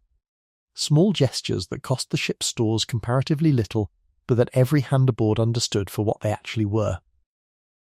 You've served that meal now on 4 separate occasions, watching men eat in a quieter, more deliberate way than they do on any ordinary evening, some trading a few private words with the man next to them, others eating in a silence that says more than words would. You've learned not to comment on it either way. It isn't your place to make the moment heavier than it already is. It's your place, simply to make sure nobody goes into a fight on an empty stomach, which is a smaller kindness than it sounds like, and a larger one than most people watching from shore would ever think to credit a one-legged cook with providing. There's real dignity in this work, more than the popular imagination tends to grant the ship's cook, tucked away forward of the mast, stirring a pot while more dramatic roles get all the glory aft. You've kept 70 men fed through disaster after disaster on a peg leg and a firebox, working from a set of ingredients that would have appalled any land-bound kitchen of the era, and in doing so you've become, in your own quiet way, just as essential to the ship's survival as the surgeon who took your foot in the first place, or the gunner whose crew you feed between engagements. The ship's articles that gave you a full share for this work weren't being generous, they were being accurate about what the job was actually worth. Every role this chapter has covered so far, the captain, the quartermaster, the sailing master, the surgeon, the gunner and his powder boys, the carpenter, the cook, existed inside a single document that made the whole arrangement possible in the first place. A piece of paper every man aboard signed before the ship ever left port. And it's to that document, and to the courtroom where it was finally read aloud as evidence against the men who'd sworn to it, that this story now turns for its final chapter. Cape Coast Castle, on the Gold Coast of West Africa, held its courtroom sessions in the spring of 1722 inside a fortress originally built for an entirely different kind of Atlantic trade. And the evidence entered against the men on trial there that April included something most courts of the period rarely had occasion to examine so closely, a written contract the accused had all signed themselves, in their own hand, laying out in plain language exactly how their ship had been meant to operate. This is the story of the ship's articles, the document that made every other role in this chapter possible, told through the trial where those articles were finally used against the very men who'd written and sworn to them. The men in the dock were the surviving crew of Bartholomew Roberts, captured after the Royal Fortune's defeat by Swallow 2 months earlier, and their trial, presided over by a panel that included colonial officials and naval officers, was in many ways the most thoroughly documented pirate proceeding of the entire Golden Age. Thanks largely to the written account left by John Atkins, the Royal Navy surgeon who witnessed it firsthand and published his record of the voyage and trial years later. Roughly 170 men stood accused across the sessions, and the court's central task, tediously and methodically, was to sort them into 3 categories. Men who had joined Roberts's crew willingly and would hang for it, men who had been forced aboard and could prove it, and a smaller number whose specific conduct, plotting mutiny, urging violence against captives, or otherwise going well beyond simple unwilling service, put them in a category of their own, regardless of how they'd first come aboard.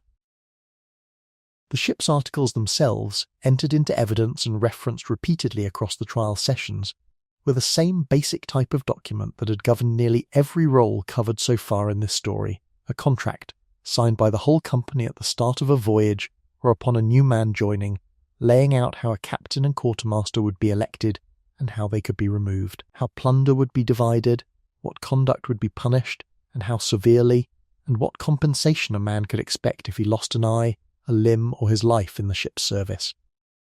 Surviving versions of articles attributed to several different Golden Age crews, including Robert's own company, share this same basic structure, even where the specific numbers differ from crew to crew, suggesting a genuinely widespread, semi-standardized practice across the trade, rather than a handful of isolated eccentric contracts. Beyond the compensation schedules already covered, surviving articles from several crews of the period lay out a genuinely broad set of everyday house rules that rarely make it into the popular retelling. Gambling for money was banned outright on more than one crew's articles, on the practical theory that card debts among armed men confined together for months at a stretch bred exactly the kind of grudges that ended in violence.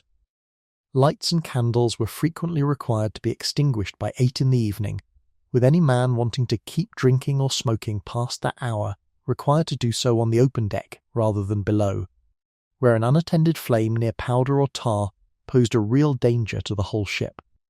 And more than one surviving set of articles explicitly barred women from being brought aboard at all, a rule that reads, with the benefit of hindsight and Rackham's own crew 2 chapters back, as one the trade enforced with considerably less consistency in practice than it did on paper, since Anne Bonny and Mary Read served openly, and by all evidence competently, on a ship whose broader culture would have, on paper, forbidden their presence entirely. Rules on a pirate ship, in other words, were only ever as strong as a given crew's willingness to actually enforce them, a fact the articles themselves could specify, but never fully guarantee. It's worth repeating the caution from earlier in this story. Some of the specific figures most commonly quoted for these articles trace back to Johnson's 1724 book, rather than to a document independently verified outside it, so the broad shape of the practice is on far firmer ground than any single number attached to it. What the Cape Coast Castle trial makes clear, in a way few other surviving sources do, is how seriously the court itself took the distinction the articles implied between a man who'd chosen this life and a man who'd been dragged into it. Because the outcome for the accused depended almost entirely on which side of that line they could convincingly place themselves. A significant portion of the roughly 170 men on trial argued, with varying degrees of supporting testimony from fellow crew members or captured merchant captains who could vouch for having witnessed the coercion, that they had been forced aboard and had performed only the minimum duties any captive would be compelled to under threat of violence. The court, to its credit by the standards of the era, appears to have taken these claims genuinely seriously, rather than treating every man aboard a pirate ship as equally guilty by association. Close to 75 men were ultimately acquitted on exactly this basis, their forced status accepted as a valid legal defence against a capital charge. For the roughly 52 men who couldn't make that case, or whose specific conduct went beyond what a forced defence could excuse, the sentence was death, carried out by hanging at Cape Coast Castle across several sessions in April of 1722, among them Peter Scudamore, the ship's surgeon whose failed plot to abandon the crew we covered several chapters back, and whose case illustrates precisely the kind of conduct that made a forced defence impossible, regardless of how he'd first come aboard. A further group, somewhere in the range of 20 men, received a lesser but still severe sentence, indentured servitude to the Royal African Company at its West African holdings, a punishment that spared their lives while committing them to years of forced labour in conditions that were, by most surviving accounts, brutal in their own right. The full spread of outcomes across the trial, roughly a third executed, most of the rest acquitted outright, a smaller number sentenced to servitude, offers a genuinely more nuanced picture of colonial justice's treatment of piracy than the simple hang-them-all narrative popular culture often assumes, even as it leaves no doubt about how brutal the era's justice could be for the men who ended up on the wrong side of that line. It's worth placing this trial's severity against the broader colonial strategy of the period, because Cape Coast Castle's gallows didn't operate in isolation from a very different, gentler tool the Crown had also been using against piracy for years by this point, the royal pardon. King George I had issued a general proclamation in 1717, offering pardons to any pirate who surrendered and abandoned the trade before a set deadline, an offer taken up by hundreds of men across the Caribbean, Charles Vane's own crew and countless others among them, in the years before Roberts's fleet was finally run down. The existence of that pardon option makes the severity of the Cape Coast Castle verdicts land rather differently than they might otherwise. These were men, in the Crown's own telling, who'd had a genuine, well-publicised off-ramp available to them, and had continued sailing under Roberts's black flag regardless, which is very likely part of why the court showed as little leniency as it did to Ward. Anyone it judged a willing participant rather than a forced one. Mercy, in other words, had already been offered once, broadly and publicly, before this particular trial ever convened, and the men in the dock at Cape Coast Castle were, in the court's own logic, being judged for what they'd chosen after that mercy had already come and gone. Among the roughly 75 men acquitted at Cape Coast Castle as forced hands, the surviving trial account preserves enough detail on a handful of individual cases to make the abstraction of forced man feel considerably more concrete. Several defendants produced testimony from captured merchant captains and sailors. Men Roberts' crew had themselves taken prisoner at various points and later released, who confirmed under oath that specific defendants had been seen only performing menial non-violent labour aboard, kept apart from boarding parties and combat, treated by their own captors as reluctant hands rather than trusted crew. It's a strange, almost bureaucratic kind of mercy, extended by a court trying men for their lives, that depended entirely on whether the right witness happened to be available, remembered the right face, and was willing to testify on a stranger's behalf months after the fact. Men whose forced status was real, but simply unwitnessed, had no comparable path to acquittal. A genuinely uncomfortable truth about how thin the line between hanging and freedom actually was for some of the men in that dock. Not a matter of guilt or innocence in any clean sense, but of which passing merchant sailor happened to remember them, and was willing to say so. There's something worth sitting with in the fact that the very document meant to protect these men from each other, the articles that guaranteed a captain could be voted out before he grew too tyrannical, that promised a wounded hand his 800 pieces of 8, that gave a forced surgeon or a maimed cook a genuine, respected place aboard, became, in the end, the primary piece of evidence used to determine which of them would die. The articles were never designed with a courtroom in mind. They were a private contract among men who needed some functional way to share power, danger, and reward without a king or a company dictating terms to them from 3,000 miles away, and for the length of most voyages, by the evidence of surviving accounts. They generally worked exactly as intended.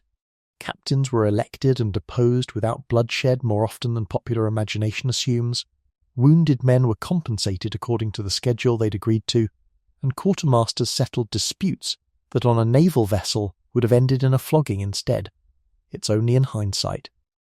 Read aloud in a fortress courtroom by men deciding who would hang, that the document's other function becomes visible, a signed confession, in every man's own hand, that he had agreed to live by a code the Crown considered outright criminal from the very first clause. It's worth closing this chapter with a word on how we actually know any of this in the detail we do, because the answer says something about the difference between legend and documentation that's run through this entire story. Atkins published his account of the voyage and trial over a decade after the events themselves in 1735, drawing on his own first-hand presence as a Royal Navy surgeon attached to the pursuing squadron rather than on second-hand report, which is precisely why his version of events, the trial's structure, the categories of verdict, the rough numbers of executed, acquitted and sentenced men, is treated by historians as considerably more reliable than the more dramatised, more widely circulated version of Golden Age Piracy that Johnson's earlier book had already put into circulation by the time Atkins wrote his own. The two accounts don't always agree in their details, and where they diverge, the more cautious modern telling generally leans toward Atkins on matters of direct courtroom fact, and toward treating Johnson's flourishes as exactly that. Flourishes, valuable for the shape of the era's popular imagination, but not for its verified specifics. It's a small methodological point, but it's the same point that shaped how this entire story has tried to handle every chapter that came before this one. There's a longer echo to this story worth naming before we close the chapter entirely. The specific compensation schedules and elected command structures written into pirate articles didn't survive the trade's suppression in any direct institutional sense. No merchant marine or navy of the following century adopted a captain by vote system, and disability compensation for ordinary sailors remained inconsistent and largely at an employer's discretion for a very long time afterward. But historians studying the broader arc of maritime labour have pointed to these articles again and again as an unusually early, unusually concrete example of workers in a genuinely dangerous trade organising collectively to set their own terms for pay, safety and authority, centuries before anything resembling a labour movement existed in any formal sense on land.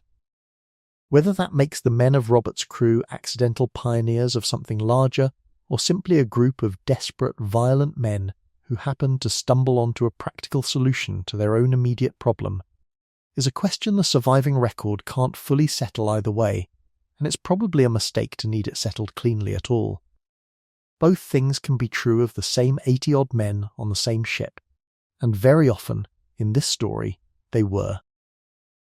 This is the story of the code that governed them, a document built to keep 70 dangerous, desperate men from tearing each other apart at sea, which in the end could not save most of the men who wrote it from a rope on land.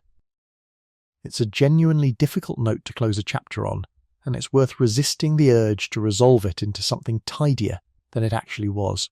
The articles gave the men of Robert's crew and crews like his across the whole of the Golden Age. More say over their own fate at sea than almost anyone else afloat in that era enjoyed. More say than a pressed naval seaman under an unaccountable captain.